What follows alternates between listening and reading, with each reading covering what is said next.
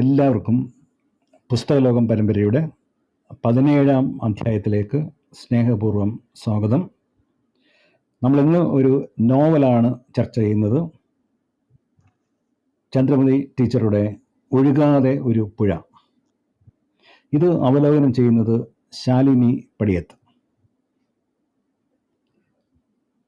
കഥാകൃത്തും നോവലിസ്റ്റുമായ ചന്ദ്രമതി സ്ത്രീ അനുഭവങ്ങളെ തൻ്റേതായ ആഖ്യാന ശൈലിയിൽ അവതരിപ്പിക്കുന്ന കഥാകാരിയാണ്. മിക്കപ്പോഴും ചന്ദ്രമതിയുടെ കഥകൾ പരിചിതമായ കഥാരൂപങ്ങളെ പൊളിച്ച് എഴുതുന്നുണ്ട്. ഒഴുകാതെ ഒരു പുഴ നമ്മളിന്ന് ചർച്ച ചെയ്യുന്ന നോവൽ സോഫിയ ടോൾസ്റ്റോയിയുടെ പക്ഷത്ത് നിന്നുകൊണ്ട് ടോൾസ്റ്റോയ് എന്ന മഹാനായ എഴുത്തുകാരൻ്റെ ജീവിതത്തെ പുനർവായിക്കുകയാണ്. ഇതൊരു ജീവചരിത്ര നോവലാണ് എന്ന് നമുക്കറിയാം. പ്രണയിച്ച് വിവാഹം കഴിച്ച് 48 വർഷത്തോളം അദ്ദേഹത്തോടൊപ്പം കഴിഞ്ഞപ്പോഴും ആ മഹാപ്രതിഭയുടെ മുന്നിൽ എല്ലാം സമർപ്പിക്കുകയും അതോടൊപ്പം അദ്ദേഹത്തിൻ്റെ ജീവിത രീതികളുമായി വിയോജിക്കുകയും ചെയ്തു സോഫിയ. തൻ്റെ ബൗദ്ധിക ജീവിതവും കലാജീവിതവും അവർ ഇക്കാലത്ത് അടിയറ വെച്ചു. ഇതൊരു പുനർവായനയാണ് എന്ന് പറഞ്ഞത് സ്വന്തം ജീവിതത്തെക്കുറിച്ചുള്ള ഒരു ആത്മവിമർശനപരമായ പുനർവായനയെന്നും ഈ നോവലിനെ വിശേഷിപ്പിക്കാം. അദ്ദേഹത്തിൻ്റെ ടോൾസ്റ്റോയിയുടെ ജീവിതത്തോട് പലപ്പോഴും യോജിക്കുമ്പോഴും ആ മഹാപ്രതിഭയുടെ സാഹിത്യ ജീവിതത്തെ അവർ പൂർണ്ണമായും പിന്തുണച്ചു. പക്ഷേ ജീവിത ദുരന്തങ്ങൾ അവരെ വേട്ടയാടി. 13 മക്കളുടെ അമ്മയാണ് അവർ. 8 മക്കൾ വേർപിരിഞ്ഞു. പോറ്റി വളർത്തിയ കുട്ടികൾ പോലും അവസാനം അവരെ പിന്തുണച്ചില്ല. മരണക്കിടക്കയിലായ ഭർത്താവിനെ കാണാനുള്ള അവസരം പോലും സോഫിയയ്ക്ക് നിഷേധിക്കപ്പെട്ടു. അപ്പോൾ ഈ നോവൽ നമ്മളിന്ന് ചർച്ച ചെയ്യുമ്പോൾ മലയാളത്തിൽ മഹാന്മാരുടെ ജീവിതത്തെ ആസ്പദമാക്കിയുള്ള അടുത്ത കാലത്ത് ഇറങ്ങിയിട്ടുള്ള അപൂർവം നോവലുകളിൽ ഒന്നാണ് ഇത്. അതിനു മുമ്പ് നമുക്കറിയാം ഒരു സങ്കീർത്തനം പോലെ ദസ്തയേവ്സ്കിയുടെ ജീവിതത്തെ ആസ്പദമാക്കി പെരുമ്പടവം ശ്രീധരൻ എഴുതിയ നോവൽ. ആ മാതൃകയിൽ ആ കാറ്റഗറിയിൽ വരുന്ന നോവലുകൾ മലയാളത്തിൽ വളരെ അപൂർവമായി മാത്രമേ പുറത്തിറങ്ങിയിട്ടുള്ളൂ. അതുകൊണ്ടാണ് നമ്മളിന്ന് ഈ നോവൽ മൂന്ന് പതിപ്പല്ലേ ടീച്ചറെ? 3 പതിപ്പല്ലേ ഇറങ്ങിയിട്ടുള്ള. നമ്മളിന്ന് നോവൽ ഇത് വിശദമായി ഒരു ചർച്ചയ്ക്ക് വിധേയമാക്കുകയാണ്. ഇതിനു മുൻപ് ചന്ദ്രമതി എഴുതിയിട്ടുള്ള ഒട്ടേറെ പുസ്തകങ്ങളുണ്ട്, കഥകളുണ്ട്. ദൈവം സ്വർഗത്തിൽ, ദേവിഗ്രാമം, സ്വയം സ്വന്തം, ഒരുപിടി പെൺകുട്ടികൾ, ബോൺസായി, ആര്യാവർത്തനം, തട്ടാരംകുന്നിലെ വിഗ്രഹങ്ങൾ തുടങ്ങിയ ഒട്ടേറെ കൃതികൾ. ചന്ദ്രമതിയുടെ സ്മരണയാണ് ഞാൻ ഒരു വീട്.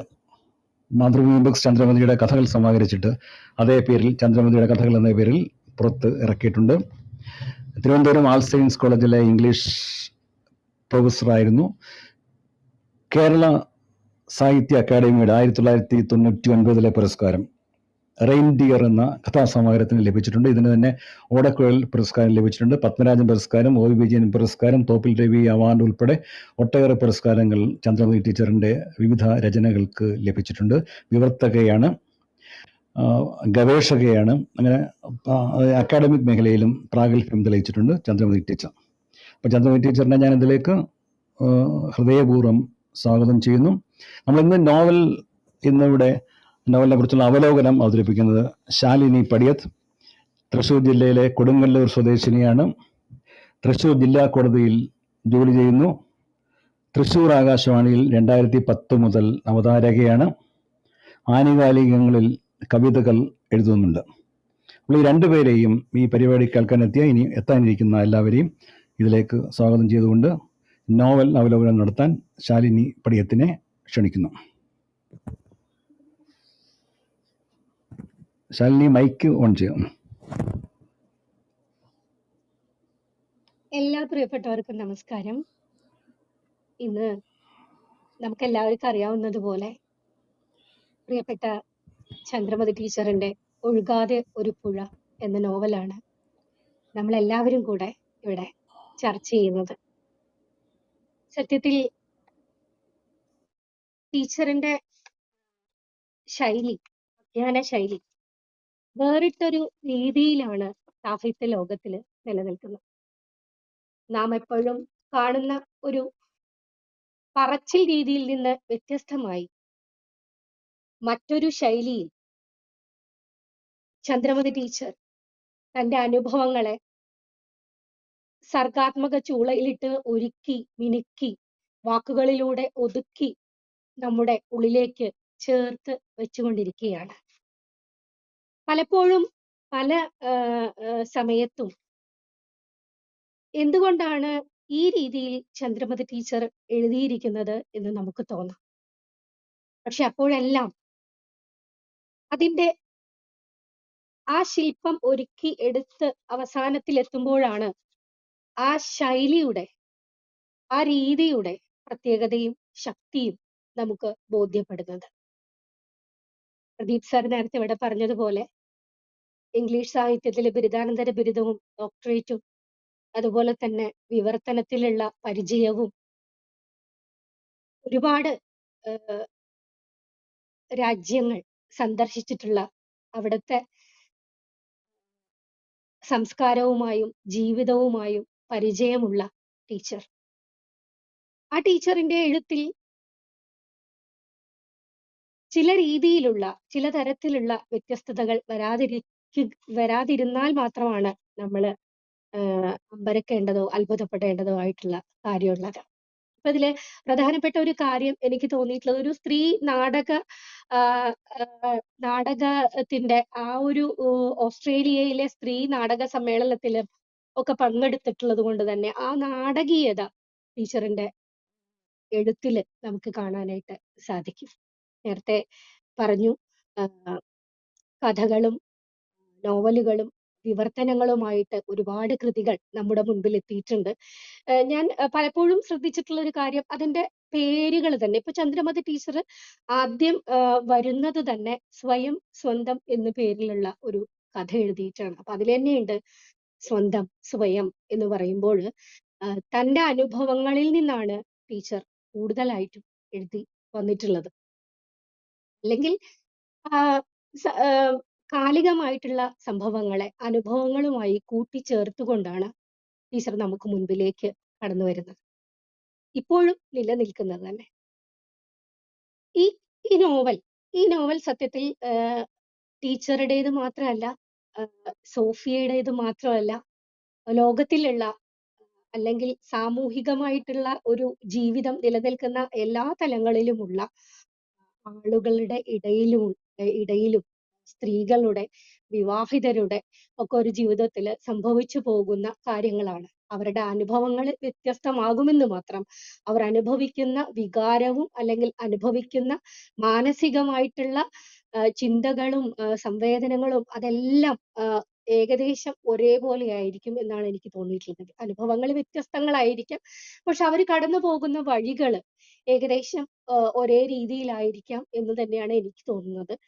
സത്യത്തിൽ ഒഴുകാതെ ഒരു പുഴ എന്ന് പറയുന്ന ഈ പുസ്തകം വായിച്ചപ്പോഴ് ടീച്ചറുടെ അത്രയും അനുഭവങ്ങളൊന്നും ഇല്ലെങ്കിലും അതിന്റെ ഒരു 10% അനുഭവങ്ങൾ മാത്രമേ എനിക്കുള്ളൂ എങ്കിൽ കൂടിയിട്ടും ഞാൻ പലപ്പോഴും വിചാരിച്ചത് ഈ വാക്കുകളൊക്കെ ഈ അനുഭവങ്ങളൊക്കെ ഞാൻ എപ്പോഴൊക്കെയോ കേട്ടിട്ടുള്ളതല്ലേ, ഞാൻ എപ്പോഴൊക്കെയോ അനുഭവിച്ചിട്ടുള്ളതല്ലേ എന്നുള്ള ഒരു അവസ്ഥയിലൂടെയാണ് ഞാൻ കടന്നുപോയത്. അപ്പൊ അതുകൊണ്ട് തന്നെ ഈ പുസ്തകം വായിക്കാൻ എടുത്ത് അവസാനം വരെ വരുമ്പോഴ് ആദ്യത്തെ കുറച്ച് സമയം എനിക്ക് എന്റെ ഒരു ചെറിയ പ്രശ്നം എന്താന്ന് വെച്ചാല് എനിക്ക് ചില വാക്കുകള് ചിലപ്പോ അതേ രീതിയിലായിരിക്കില്ല ഞാന് എന്റെ തലച്ചോറിലേക്ക് ഇങ്ങനെ പോകുക. അതായത് ചില പേരുകള് അതൊക്കെ ചിലപ്പോ ഒരു അക്ഷരമൊക്കെ മാറിയിട്ടായിരിക്കും വരിക. അപ്പൊ അതിന്റെ ഒരു പ്രശ്നം എനിക്ക് തോന്നിയിരുന്നു. കാരണം ഈ പേരുകളെല്ലാം തന്നെ റഷ്യൻ പേരുകളാണ്. അപ്പൊ അത് നമുക്ക് പരിചിതമല്ലാത്ത പരിചിതമല്ല എന്നല്ല പറയുന്നത്. സോ മുഴുവനായും അല്ലെങ്കിൽ നമ്മൾ അതിലൂടെ സ്ഥിരമായി കേൾക്കുന്ന പേരുകളല്ലല്ലോ. അപ്പൊ അതുകൊണ്ട് തന്നെ ഞാൻ ഈ ഫീഡ് ചെയ്ത് വെച്ചിരിക്കുന്നത് ഇതേപോലെ തന്നെ ആയിരിക്കുമോ എന്നുള്ളതിനെ കുറിച്ച് എനിക്ക് വളരെ വളരെ സംശയമുണ്ട്. കാരണം എപ്പോഴും ഞാൻ അങ്ങനെയാണ്. ചില പേരുകൾ എന്റേതായ രീതിയിലാണ് ഞാനത് ചെയ്തു വെക്കുക. അതെന്റെ ചില പ്രശ്നം തന്നെയാണെന്ന് ഞാൻ തിരിച്ചറിയണു. അപ്പൊ ആ ഒരു പ്രശ്നം എനിക്കുണ്ട്. അതായത് പേരുകള് ഞാൻ ഫീഡ് ചെയ്ത് വെച്ചിരിക്കണതിലുള്ള ഒരു ഇത്. പക്ഷേ കടന്നുപോകുന്ന ഓരോ സംഭവങ്ങളും, ഓരോ വാക്കുകളും ഏതെങ്കിലുമൊക്കെ രീതിയില്, ഏതെങ്കിലുമൊക്കെ തലത്തില് ഞാൻ സഞ്ചരിച്ചിട്ടുള്ള വഴിയാണ് എന്ന് എപ്പോഴും എന്നെ ഓർമ്മിപ്പിച്ചുകൊണ്ടേയിരിക്കുകയുണ്ടായിരുന്നു. അപ്പൊ അതുകൊണ്ട് സത്യം പറഞ്ഞാല് വളരെ ഫീലിങ്സോട് കൂടിയിട്ട്, വളരെ സെൻസിറ്റീവ് ആയിട്ടാണ് ഞാൻ ഈ നോവലിനെ അവസാനത്തെ ഭാഗത്തേക്കൊക്കെ കണ്ടത്.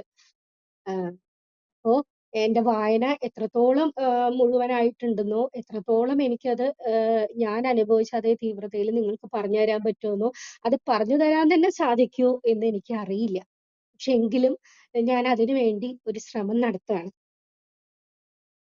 ഈ പുസ്തകം കയ്യിലെടുത്തിട്ട് ഞാൻ ആദ്യം വായിച്ച പുസ്തകത്തിന്റെ ആദ്യത്തെ പേജ് തുടങ്ങുന്നത് ഇങ്ങനെയാണ്: ഞാനൊരു ബുദ്ധിജീവിയെ ഏതാണ്ട് 40 വർഷമായി സേവിക്കുന്നു. എന്റെ ഉള്ളിലെ ബൗദ്ധികോർജം ഇളകിമറിയുന്നത് 100ഓളം തവണ ഞാൻ അറിഞ്ഞിട്ടുണ്ട്. പല വിധത്തിലുള്ള ആഗ്രഹങ്ങളായി: വിദ്യാഭ്യാസം തേടാനുള്ള ദാഹം, സംഗീതപ്രേമം, കലാസ്നേഹം, അങ്ങനെ വീണ്ടും വീണ്ടും ഞാൻ അവയെ അമർത്തിവെച്ച് നശിപ്പിക്കുന്നു. പലരും ചോദിക്കാറുണ്ട്, നിന്നെപ്പോലെ വില കുറഞ്ഞ ഒരു പെണ്ണിന് എന്തിനാണ് ഭൗതിക ജീവിതവും കലാജീവിതവും എന്ന്. ഈ ചോദ്യത്തിന് എനിക്കിങ്ങനെയേ മറുപടി പറയാനാവൂ. എനിക്കറിയില്ല. പക്ഷെ ഒരു ബുദ്ധിജീവിയെ സേവിക്കാൻ വേണ്ടി എന്നേക്കുമായി ആ ആഗ്രഹങ്ങളെ അമർത്തിപ്പിടിക്കേണ്ടി വരുന്നത് വലിയ നിർഭാഗ്യമാണ്. സത്യത്തിൽ ഈ നോവലിന്റെ കണ്ടന്റ്, അല്ലെങ്കിൽ ഈ നോവൽ എന്താണോ നമ്മുടെ മുൻപിലേക്ക് വെക്കുന്നത്, അത് തന്നെയാണ് സോഫിയ ടോൾസ്റ്റോയിയുടെ ഈ ഡയറി കുറിപ്പ് ആദ്യത്തെ പാരഗ്രാഫായിട്ട് ഈ പുസ്തകത്തിൽ ചേർത്തിരിക്കുന്നത്. ഈ ആദ്യത്തെ ഖണ്ഡികയിൽ നിന്നാണ് ഈ നോവലിന്റെ സത്തയും അതിന്റെ വിശകലനം, അല്ലെങ്കിൽ അതിനെ വിശദമാക്കി ഇരുത്തുന്നതും അതിന്റെ പരിതസ്ഥിതികൾ രൂപപ്പെടുത്തുന്നതിലേക്കും കഥാകാരിയെ അല്ലെങ്കിൽ എഴുത്തുകാരിയെ നയിച്ചത് എന്നുള്ളതിൽ യാതൊരു വിധത്തിലുള്ള സംശയവുമില്ല. അതായത് സോഫിയ, ഞാൻ ഇതിനെ ആദ്യം മുതൽ അവസാനം വരെ ആയിട്ട് ഇങ്ങനെ പറഞ്ഞു പോകുകയല്ല ചെയ്യുന്നത്. പക്ഷെ എനിക്ക് തോന്നിയ ചില കാര്യങ്ങളാണ്. സോഫിയ 14 വയസ്സിൽ ആണ് ടോൾസ്റ്റോയിയെ കാണുന്നത്. തന്റെ അമ്മയുടെ ബാല്യകാല സുഹൃത്തായിരുന്നു എന്ന് അമ്മ പറഞ്ഞറിയാം.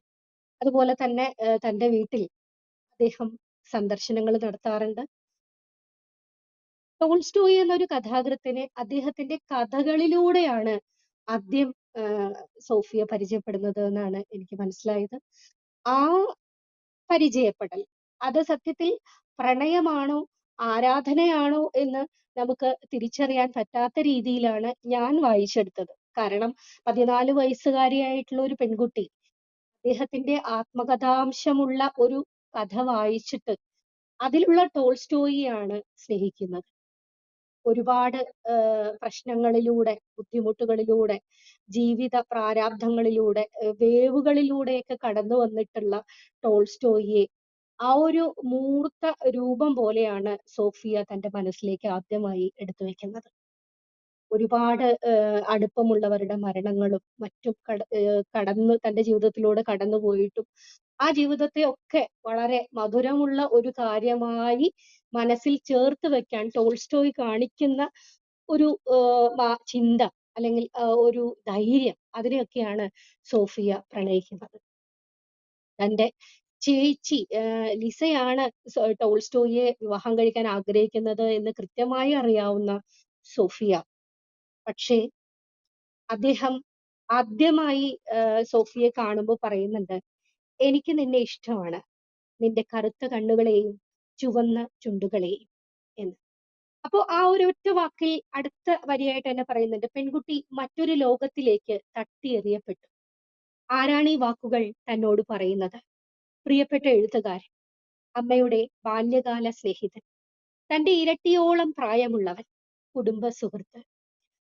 തന്റെ ഇരട്ടിയോളം പ്രായമുള്ള കുടുംബ സുഹൃത്ത്, അമ്മയുടെ സുഹൃത്ത് ആയിട്ടുള്ള ഒരാൾ നിന്റെ കറുത്ത കണ്ണുകളെയും ചുവന്ന ചുണ്ടുകളെയും എനിക്കിഷ്ടമാണ് എന്ന് പറയുമ്പോൾ അവളുടെ ഉള്ളിലേക്ക് പ്രണയം കടന്നു വരുന്നത് അവളുടെ കയ്യിലുള്ള ചായക്കൂട്ടുകളുമായി ആ ക്യാൻവാസിന്റെ ചായക്കൂട്ടുകളും ക്യാൻവാസും ബ്രഷുകളുമൊക്കെ വലിച്ചെറിഞ്ഞ് കയ്യിൽ നിന്ന് അറിയാതെ വീണ് അവളുടെ കിടക്കയിൽ വന്ന് വീഴുമ്പോഴാണ് ആദ്യമായിട്ട് അവളുടെ ഉള്ളിലേക്ക് ഈ പ്രണയം കടന്നു വരുന്നത്.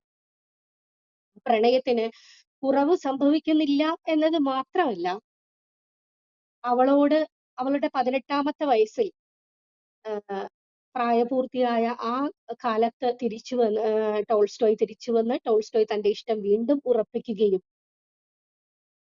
ആ പറയുന്ന സമയത്ത് പോലും ടോൾസ്റ്റോയ് വീണ്ടും പറയുന്നത്, ഞാൻ ഇത്തരത്തിൽ ചില കാര്യങ്ങൾ ഉള്ള ഒരാളാണ്. അല്ലെങ്കിൽ ഇത്തരത്തിലുള്ള സ്വഭാവ വിശേഷതകൾ അല്ലെങ്കിൽ നമുക്ക് നല്ലതാണ് എന്നുള്ള രീതിയിൽ അംഗീകരിക്കാൻ പറ്റാത്ത ചില സ്വഭാവ വിശേഷതകൾ എനിക്കുണ്ട്. ഞാൻ ചില കാലങ്ങളിൽ ചിലതെല്ലാം ചെയ്തിട്ടുണ്ട് എന്ന് പറയാൻ മനഃപൂർവ്വം തന്നെ സോഫിയോട് പറയുന്നുണ്ട്. അവൾക്ക് തന്റെ ഡയറി കുറിപ്പുകളാണ് വായിക്കാൻ കൊടുക്കുന്നത്. അതിൽ നിന്ന് നമുക്കൊരു കാര്യം മനസ്സിലാക്കാം. ടോൾസ്റ്റോയ് സോഫിയയെ അത്ര കാലമുള്ള സോഫിയയെ തന്റെ മുൻപിൽ സോഫിയയുടെ മുൻപിൽ അത്ര കാലമുള്ള തന്നെ സോഫിയയുടെ മുൻപിൽ പച്ചയ്ക്ക് അവതരിപ്പിക്കുകയാണ് ചെയ്യുന്നത്. അതായത് തന്റെ ഡയറിയാണ് അവൾക്ക് വായിക്കാനായിട്ട് കൊടുക്കുന്നത്. സോഫിയ ആ ഡയറി വായിക്കുകയും പലപ്പോഴും അതിനോട് യോജിക്കാൻ പറ്റുന്നില്ലെങ്കിൽ പോലും അതിനൊക്കപ്പുറത്ത് സോഫിയയ്ക്ക് ടോൾസ്റ്റോയിയോടുള്ള ആരാധന, അങ്ങനെ പറയാനാണ് ഞാൻ ആഗ്രഹിക്കുന്നത്. ടോൾസ്റ്റോയിയോടുള്ള ആരാധന അവൾക്ക് മറികടക്കാൻ സാധിക്കുന്നില്ല. ആരാധന പ്രണയമായി വളരുകയും അത് ടോൾസ്റ്റോയിയെ ഉപേക്ഷിക്കാൻ പറ്റാത്ത രീതിയിൽ അവളെ വരിഞ്ഞു മുറുക്കുകയും ചെയ്യുമ്പോഴാണ് അവൾ വീണ്ടും ടോൾസ്റ്റോയിയെ വിവാഹം കഴിക്കാൻ തന്നെയുള്ള തീരുമാനം എടുക്കുകയാണ് ചെയ്യുന്നത്. അതിനിടയിൽ ടോൾസ്റ്റോയ് അവളെ പലപ്പോഴും കാണാൻ ശ്രമിക്കുന്നതും ടോൾസ്റ്റോയുടെ ഇഷ്ടങ്ങൾ പറയാൻ ശ്രമിക്കുകയും ഒക്കെ ചെയ്യുന്നുണ്ട്. അതോടൊപ്പം തന്നെ അവളെ ഈ ഒരു തീരുമാനത്തിൽ നിന്ന് നിനക്കെപ്പോൾ വേണമെങ്കിലും പിന്മാറാം എന്നുള്ള ഒരു സംഭവവും കൊടുക്കുന്നുണ്ട്. എങ്കിൽ പോലും ടോൾസ്റ്റോയ് സോഫിയയെ പ്രണയിക്കുന്നുണ്ട്. അതിന് തെറ്റ് കാണാൻ സാധിക്കാത്ത വിധത്തിൽ സോഫിയ ന്യായീകരിക്കുന്നത് ഇങ്ങനെയാണ്. എനിക്ക് തോന്നിയ ഒരു കാര്യം, ആ ഒരു വരിയില് സോഫിയയുടെ അമ്മ 15 വയസ്സുള്ളപ്പോഴാണ് 51-കാരനായ സോഫിയയുടെ അച്ഛനെ, ഡോക്ടറെ പ്രണയിക്കുകയും അവർ വിവാഹം ചെയ്യുകയും ചെയ്തു. അപ്പോ ഇതൊക്കെ സ്വാഭാവികമാണെന്നും അക്കാലത്ത് ഇതെല്ലാം വലിയ പ്രശ്നങ്ങൾ ഉണ്ടാക്കുന്ന ഒന്നല്ല എന്നും നമ്മുടെ മുൻപില് സോഫിയ പറഞ്ഞു വെക്കുന്നുണ്ട്. അതെന്തിനാണ് എന്ന് വെച്ചാൽ സോഫിയ അത് സ്വയം തന്നെ ന്യായീകരിക്കുന്നതായിട്ടാണ് എനിക്ക് തോന്നിയത്. അതോടൊപ്പം തന്നെ അത് കഴിയുന്നു. പല കാലങ്ങളിൽ സോഫിയയുടെ വിവാഹം കഴിയുന്നു. സോഫിയയെ ടോൾസ്റ്റോയ് വിളിക്കുന്നത്, ഞാൻ നിന്നെ സോണിയ എന്ന് വിളിച്ചോട്ടെ എന്നാണ്. സാധാരണ എല്ലാ സ്ത്രീകൾക്കും എനിക്ക് തോന്നുന്നു എല്ലാ സ്ത്രീകൾക്കും ഇഷ്ടമുള്ള ഒരു കാര്യം, തങ്ങളെ അടുപ്പമുള്ളവർ എന്താണോ വിളിക്കുന്നത് അത് തന്നെ താൻ ഏറ്റവും കൂടുതൽ ഇഷ്ടപ്പെടുന്ന ആളുകളും വിളിക്കണമെന്നാണ് ഏതൊരു പെൺകുട്ടിയും, പെൺകുട്ടി മാത്രമല്ല ഏതൊരാളും ആഗ്രഹിക്കുന്നത് എന്ന് എനിക്ക് തോന്നുന്നു. അപ്പോ സോഫിയയോട് പറയുന്നു, ഞാൻ നിന്നെ സോണിയ എന്ന് വിളിച്ചോട്ടെ, നിന്റെ അച്ഛനും അമ്മയും വിളിക്കുന്നത് പോലെയെന്ന്. അപ്പൊ സോഫിയ ഇന്ന് വേണ്ട എന്ന് പറയുന്നുണ്ടെങ്കിൽ പോലും സോണിയ എന്ന് തന്നെയാണ് ടോൾസ്റ്റോയ് വിളിക്കുന്നത്. ആ വിളിയുടെ ശക്തിയിൽ തന്നെയാണ്, ആ വിളിയുടെ ഒരു കാന്തിക വലയത്തിനുള്ളിൽ നിന്ന് പുറത്തു കടക്കാൻ സോഫിയയ്ക്ക് അവസാനം വരെയും സാധിച്ചിട്ടില്ല എന്നുള്ളത് നമ്മൾ മനസ്സിലാക്കണം. പിന്നെ പിന്നീട് വരുന്ന സോഫിയ അവളുടെ വളരെ സുന്ദരമായിട്ടുള്ള അല്ലെങ്കിൽ പ്രസന്നതയുള്ള അല്ലെങ്കിൽ വൃത്തിയുള്ള ഒരു വീടിന്റെ അന്തരീക്ഷത്തിൽ നിന്ന് സോഫിയ യാസിയാനയിലേക്ക് പറിച്ചു നടപ്പെടുന്നത്, അല്ലെങ്കിൽ അവളെ ടോൾസ്റ്റോയ് കല്യാണം കഴിച്ച് വീട്ടിലേക്ക് കൊണ്ടുവരുമ്പോൾ ഇതിന് നേരെ എതിരായിട്ടുള്ള ഒരു സ്ഥലത്തേക്കാണ് അവൾ എത്തിച്ചേരുന്നത്. അതായത് ഒരുപാട് ഭൂസ്വത്തുണ്ടെങ്കിലും വലിയ പ്രഭുവാണെങ്കിലും അവള് കാണുമ്പോഴുള്ള പഴകിയ കസേരകളും അതുപോലെ പൊടി പിടിച്ചിട്ടുള്ള സ്ഥലങ്ങളും ഒരു വൃത്തിയും അടക്കവും ഒതുക്കവും ഇല്ലാത്ത സ്ഥലങ്ങളും ഒക്കെയാണ് കാണുന്നത്. കുറെ പരിചാരകരും അമ്മായിയും ഒക്കെ മാത്രമുള്ള ഒരു സ്ഥലത്തേക്ക് അവള് വരികയാണ്. കേവലം 18 വയസ്സ് കഴിഞ്ഞിട്ടുള്ള 19-നും 18 ഇടയിൽ പ്രായമുള്ള ഒരു പെൺകുട്ടി ഇത്തരമൊരു വീട്ടിലേക്ക് എത്തുന്നു. ആ വീട്ടിൽ വന്ന് ആ വീട്ടിലെ എല്ലാ ചുമതലകളും അവള് ഏറ്റെടുക്കുകയാണ്. ഏറ്റെടുക്കുക മാത്രമല്ല, ഏറ്റവും ഭംഗിയായിട്ട് അത് നിർവഹിക്കാനായിട്ടുള്ള കഴിവ് അവള് നേടിയെടുക്കുകയാണ് ചെയ്യുന്നത്. സാധാരണ നമുക്കറിയാം, ഇപ്പോ ഈ ഒരു കാലത്ത് നമുക്ക് 18 വയസ്സുകാരിയായിട്ടുള്ള ഒരു പെൺകുട്ടി വിവാഹം കഴിച്ച് വേറൊരു വീട്ടിലേക്ക് പോകുക എന്നത് പോലും നമുക്ക് ആലോചിക്കാൻ പോലും പറ്റില്ല. ഞാനീ ഈ ഒരു 18 വയസ്സെന്ന് ആലോചിക്കുമ്പള്, ഞാൻ വിവാഹം കഴിച്ചു പോകുന്നത് 26ാമത്തെ വയസ്സിലാണ്. അതുപോലെ തന്നെ എന്റെ മകള് 16 വയസ്സ്, 16 1/2, 17 വയസ്സായിട്ടുള്ള എന്റെ മകളെ അങ്ങനെ എനിക്ക് സങ്കല്പിക്കാൻ പോലും പറ്റില്ല. അപ്പൊ എങ്ങനെയാണ് ആ ഒരു ചെറിയ പെൺകുട്ടി ഒരു വീടിന്റെ വലിയ ചുമതലകൾ ഏറ്റെടുക്കുന്നതെന്നും അത് ഏറ്റവും നന്നായി തന്നെ നിർവഹിക്കുന്നത് എന്നും നമുക്ക് നോവലിലുടനീളം തന്നെ കാണാനായിട്ട് സാധിക്കും.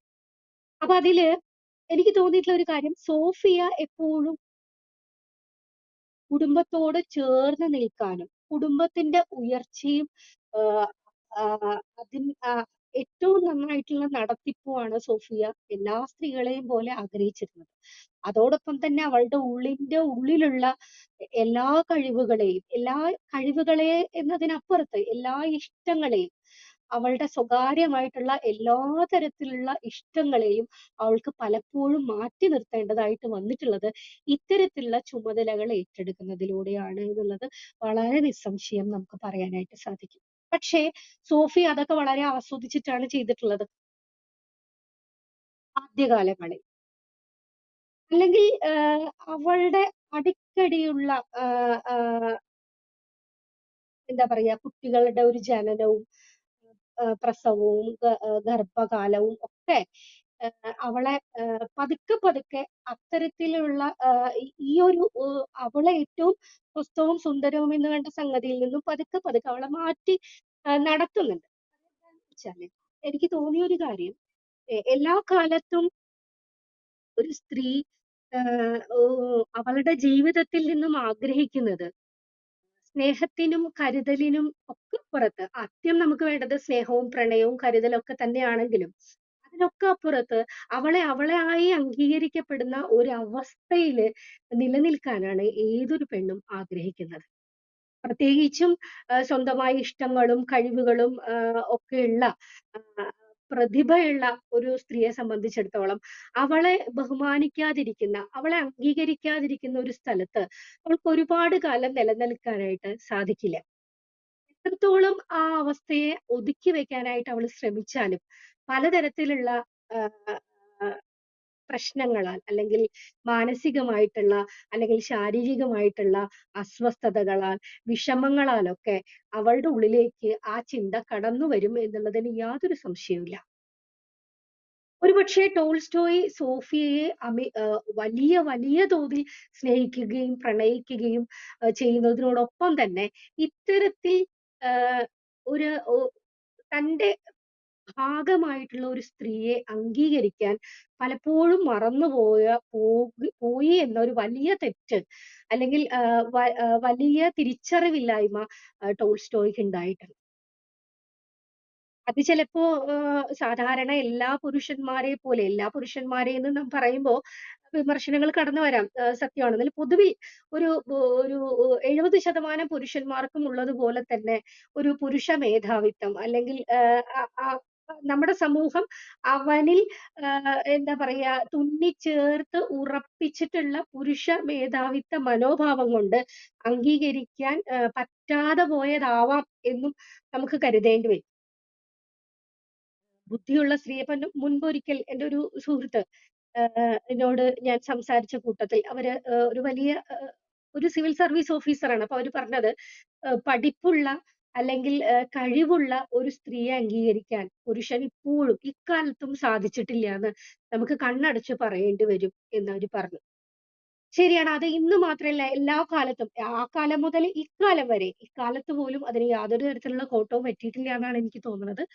ആ ഒരു അവസ്ഥയിൽ കൂടെ അങ്ങനെ കടന്നു വരികയും, അങ്ങനെ ആ സോഫിയ എന്നുള്ള സ്ത്രീയെ ഒഴിച്ച്, അദ്ദേഹത്തിന്റെ ഭാര്യയെ ഒഴിച്ച്, അദ്ദേഹത്തിന്റെ കുട്ടികളുടെ അമ്മയെ ഒഴിച്ച്, അദ്ദേഹത്തിന്റെ കാമുകിയെ ഒഴിച്ച്, അതേപോലെ തന്നെ ടോൾസ്റ്റോയിയെ കുറിച്ച് പറയേണ്ടി വരുന്ന ഒരു കാര്യം, അദ്ദേഹത്തിന്റെ കിടപ്പറയിലെ സ്ത്രീയെ ഒഴിച്ച് ബാക്കി ഒരു കാര്യത്തിലും ടോൾസ്റ്റോയ്ക്ക് അംഗീകരിക്കാൻ, അല്ലെങ്കിൽ അത് തുറന്ന് സമ്മതിക്കാൻ ടോൾസ്റ്റോയ്ക്ക് കഴിഞ്ഞിട്ടില്ല എന്ന് എനിക്ക് വായിച്ചെടുക്കാൻ പറ്റിയിട്ടില്ല. പക്ഷേ ഇവിടെ പലപ്പോഴും ഈ നോവൽ ആദ്യം മുതൽ അവസാനം വരെ വായിച്ചു വന്നപ്പോൾ എന്റെ ഉള്ളിൽ ഉണ്ടായിട്ടുള്ള ഒരു ചോദ്യം, അവസാനത്തെ അധ്യായം എത്തുന്നത് വരെ എന്റെ ഉള്ളിൽ ഉണ്ടായിട്ടുള്ള കാര്യം, കഥാകാരി അല്ലെങ്കിൽ എഴുത്തുകാരി ടോൾസ്റ്റോയിയുടെ നെഗറ്റീവിനെ വല്ലാതെ നമ്മുടെ മുൻപിൽ പ്രതിഫലിപ്പിക്കുന്നില്ല. ടോൾസ്റ്റോയിയുടെ പ്രതിഭയെ ഏറ്റവും ഉയർന്ന രീതിയിൽ അംഗീകരിക്കുകയും ടോൾസ്റ്റോയിയുടെ ചില പിടിവാശികളെ അല്ലെങ്കിൽ ചില കാഴ്ചപ്പാടുകളെ ആഹ് അതിന്റെ അതിന്റെ ഒരു രീതി കൊണ്ട് മാത്രമാണ് ടോൾസ്റ്റോയ് അങ്ങനെ ആയി പോകുന്നത് എന്ന് ആണ് നമ്മുടെ മുൻപിൽ വരച്ചു കാട്ടുന്നത്. അതുപോലെ തന്നെ സോഫിയേനെ എഴുതി ചേർക്കുമ്പളും ചെയ്തിട്ടുള്ളത് സോഫിയ എത്രമാത്രം മാനസിക സംഘർഷങ്ങൾ ടോൾസ്റ്റോയിയുടെ പെരുമാറ്റത്തിൽ നിന്നുണ്ടാകുന്നുണ്ടെങ്കിലും സോഫിയയ്ക്ക് ഉണ്ടാകുന്നുണ്ടെങ്കിലും അതെല്ലാം തന്നെ ചിലപ്പോഴെങ്കിലും സോഫിയയുടെ പെരുമാറ്റത്തിൽ നിന്നുള്ള വിപരീത അനുഭവങ്ങളായിട്ട് ആഹ് ചിലപ്പോഴെങ്കിലും ചിത്രീകരിച്ച് വരുന്നതായി എനിക്ക് തോന്നി അവസാന അധ്യായം എത്തുന്നത് വരെ. ഞാൻ എന്തൊക്കെ വിമർശനങ്ങളാണോ, എന്തൊക്കെ കാര്യങ്ങളാണോ ഈ ഈ കഥ വായിച്ചപ്പോൾ എന്റെ ഉള്ളിലുണ്ടായത് പറയണം എന്ന് വെച്ചത്, അത് നേരെ അവസാനിക്കുമ്പോഴ് എന്താ പറയാ, അവസാനത്തെ അധ്യായത്തിൽ അതിനുള്ള മറുപടി എല്ലാം ചന്ദ്രമതി ടീച്ചർ എനിക്ക് തന്നിട്ടുണ്ട്. അതായത് തന്റെ എപ്പോഴും സോഫിയ ആഗ്രഹിച്ചിട്ടുള്ള കരുതൽ, സ്നേഹം, പ്രണയം അതൊക്കെ തന്നെ സോഫിയ അന്ധമായി പ്രണയിക്കുകയല്ല.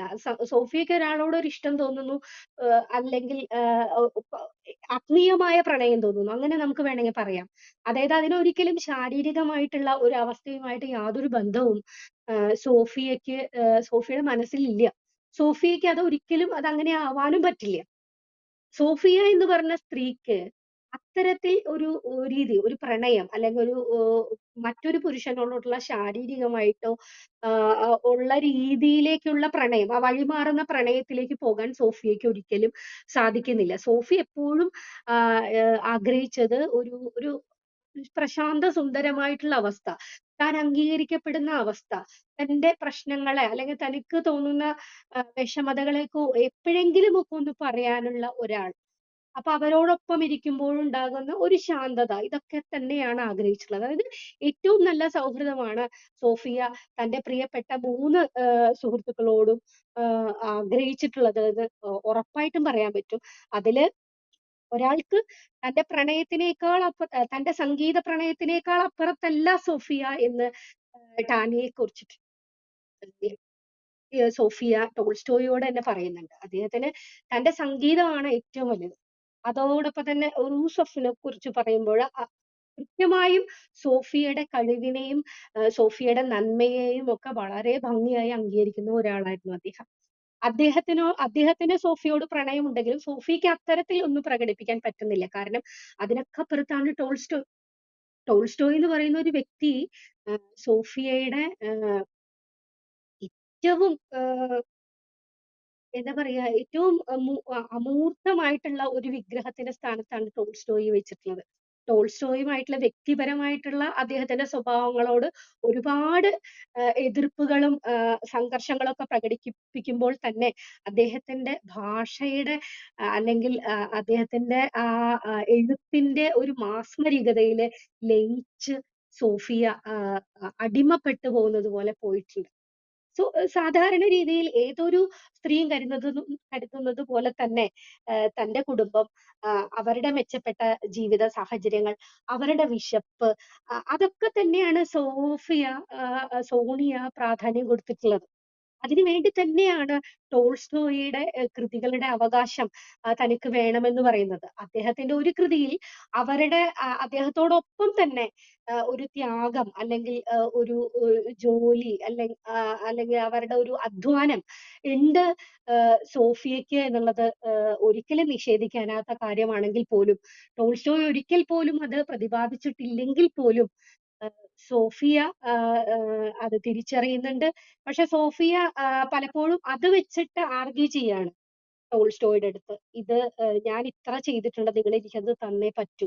കാരണം എനിക്ക് നമ്മുടെ മക്കളെയും, നമ്മുടെ പരിചാരകരെയും, നമ്മുടെ വീടിനെയും ഒക്കെ നന്നായി നോക്കണം. അവർക്കൊരു നല്ല ജീവിത സാഹചര്യം കൊടുക്കണം എന്ന് പറയുന്നുണ്ട്.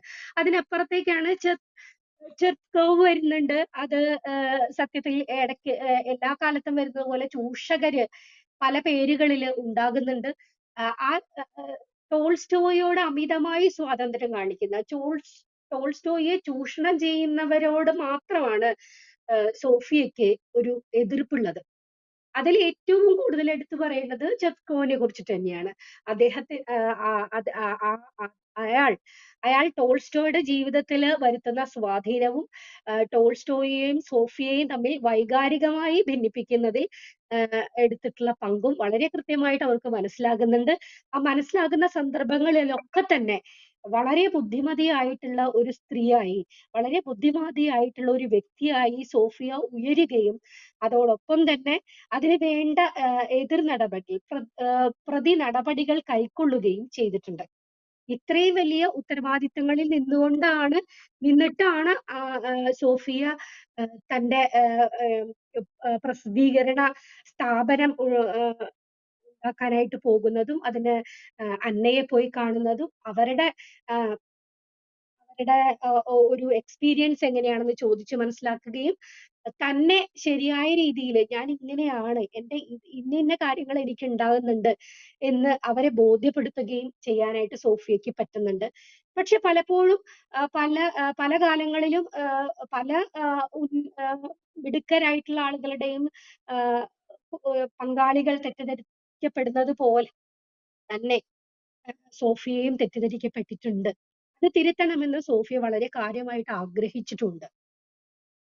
അങ്ങനെ ആ നോവലിൽ കൂടെ കടന്നു വരുമ്പഴ് ഞാൻ അതിന്റെ ഏഹ് ഓരോ സന്ദർഭങ്ങളും വിശദീകരിച്ചുകൊണ്ട് അങ്ങനെ വൺ ബൈ വൺ ആയിട്ട് പറയല്ല. എനിക്ക് തോന്നിയ കാര്യങ്ങൾ പറയാണ്.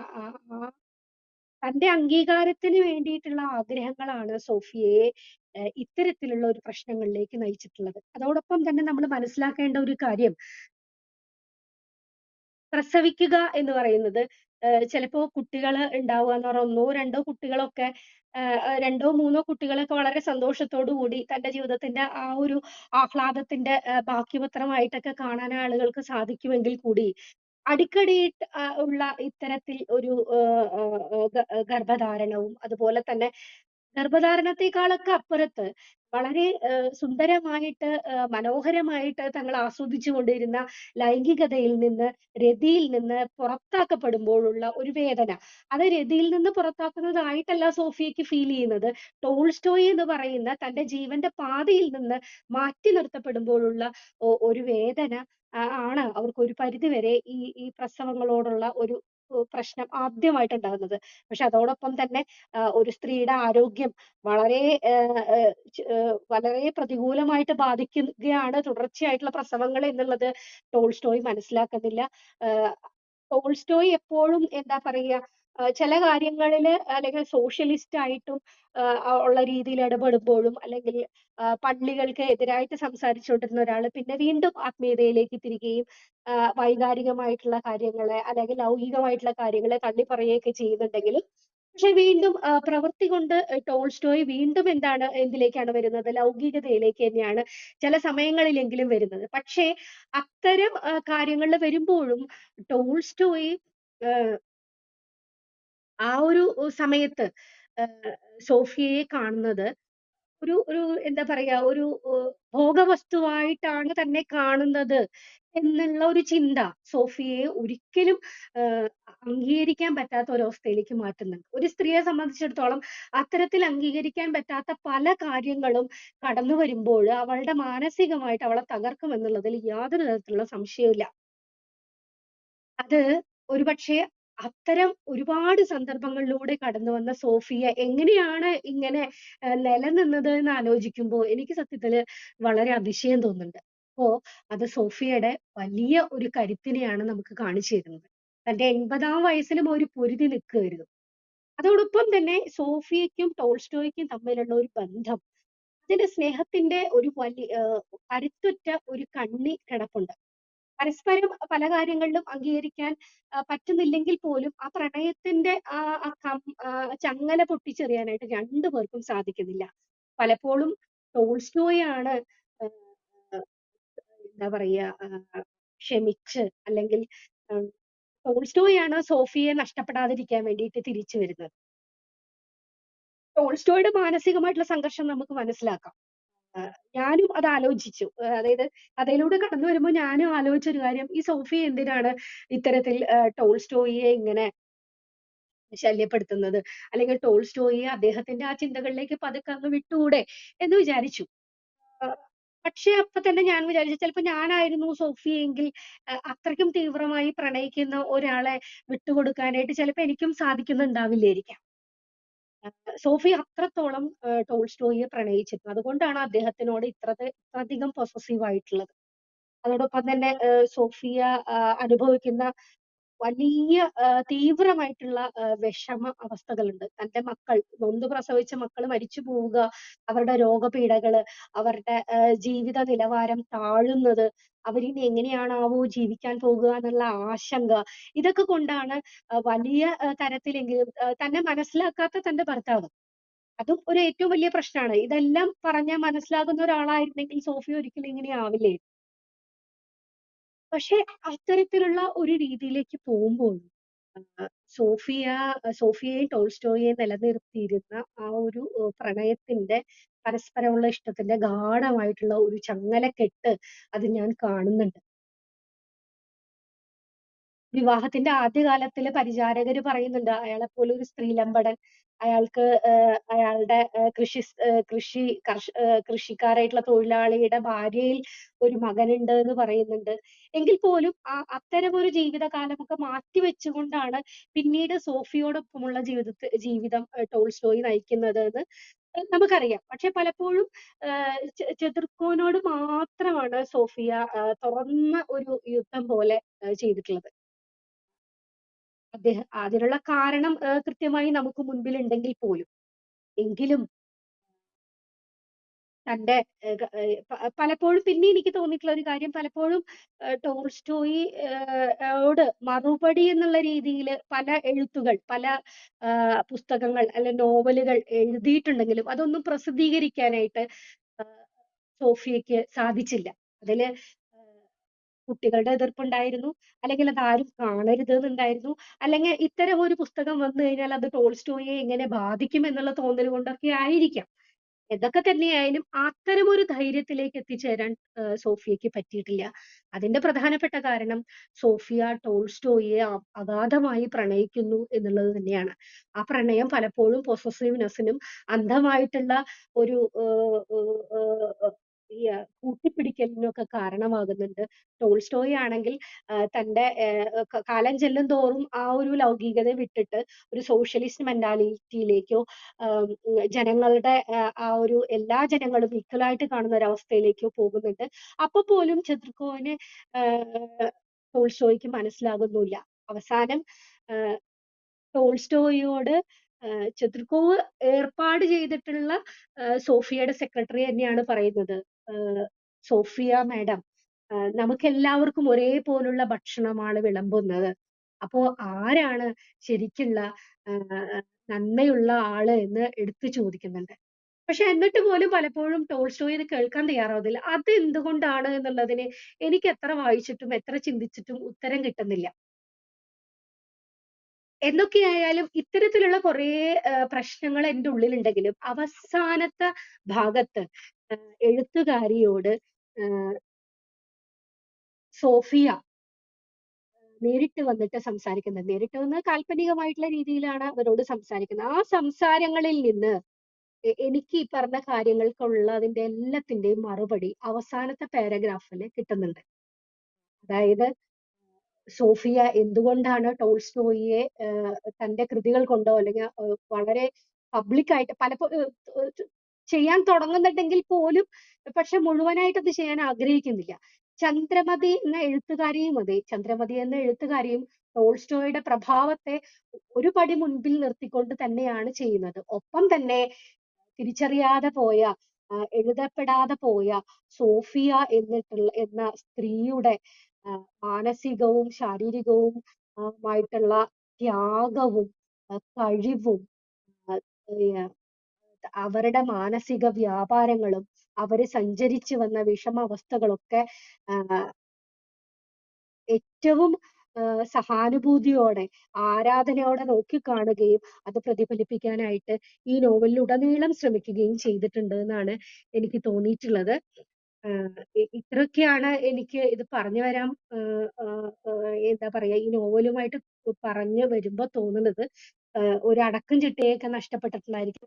പലപ്പോഴും എനിക്ക് തോന്നിയിട്ടുള്ളത് നീ ഒരു എന്താണ് ബുദ്ധിയില്ലാത്തവളാണ്, അല്ലെങ്കിൽ നീ ഒരു വിഡ്ഢിയാണ്, അല്ലെങ്കിൽ നീ നീ ഒരു ആഡംബരപ്രിയയാണ്, അല്ലെങ്കിൽ അത്യാഗ്രഹിയാണ് എന്നൊക്കെ ടോൾസ്റ്റോയി വിളിച്ചു പറയുന്നുണ്ട്.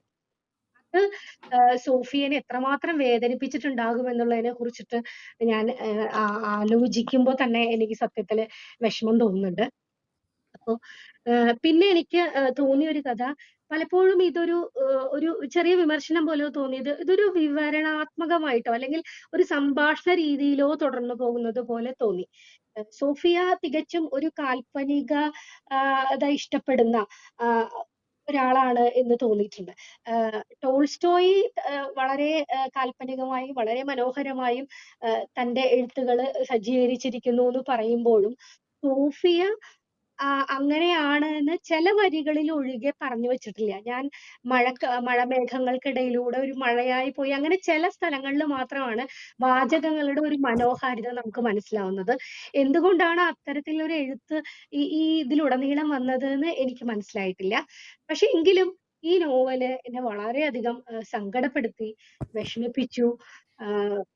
അതേപോലെ തന്നെ ഒരു എന്താ പറയാ, ഒരു ആശ്വാസമോ ഒക്കെ തോന്നി. കാരണം ഇത്തരത്തിൽ ആരെങ്കിലും ഒക്കെ ഉണ്ടാവുമല്ലോ മറ്റുള്ളവരുടെ ജീവിതത്തെ ശരിയായ രീതിയിൽ നോക്കിക്കാണാനും അവർക്ക് മഹാന്മാരുടെ ജീവിതത്തിൽ ഇത്ര പങ്ക് വഹിക്കാനുണ്ട് എന്ന് പറയാനും അറിയുമല്ലോ എന്ന് ആരെങ്കിലും ഒക്കെ ഉണ്ടാവുമല്ലോ എന്നുള്ള ആശ്വാസവും എനിക്കുണ്ടായി.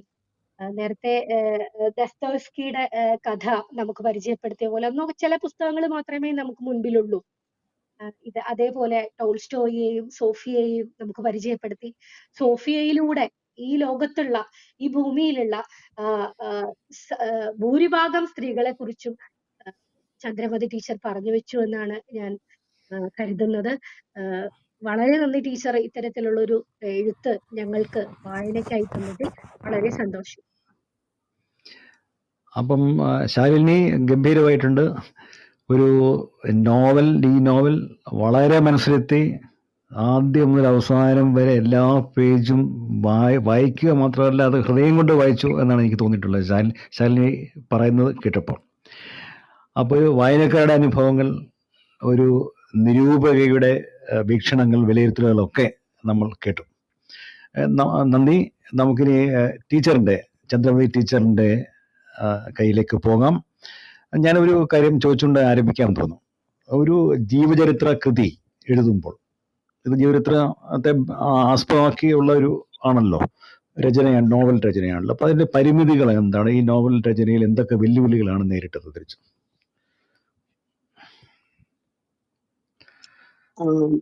താങ്ക് യു സർ ചോദ്യത്തിന്. അത് രചനയിലെ വെല്ലുവിളികള് പ്രധാനമായിട്ട് എനിക്ക് നേരിടേണ്ടി വന്നത്, സോഫിയ അല്ലെങ്കിൽ സോണിയ 100 വർഷങ്ങൾക്ക് മുമ്പ് റഷ്യ എന്ന വിദേശ രാജ്യത്ത് ജീവിച്ച സ്ത്രീയാണ്.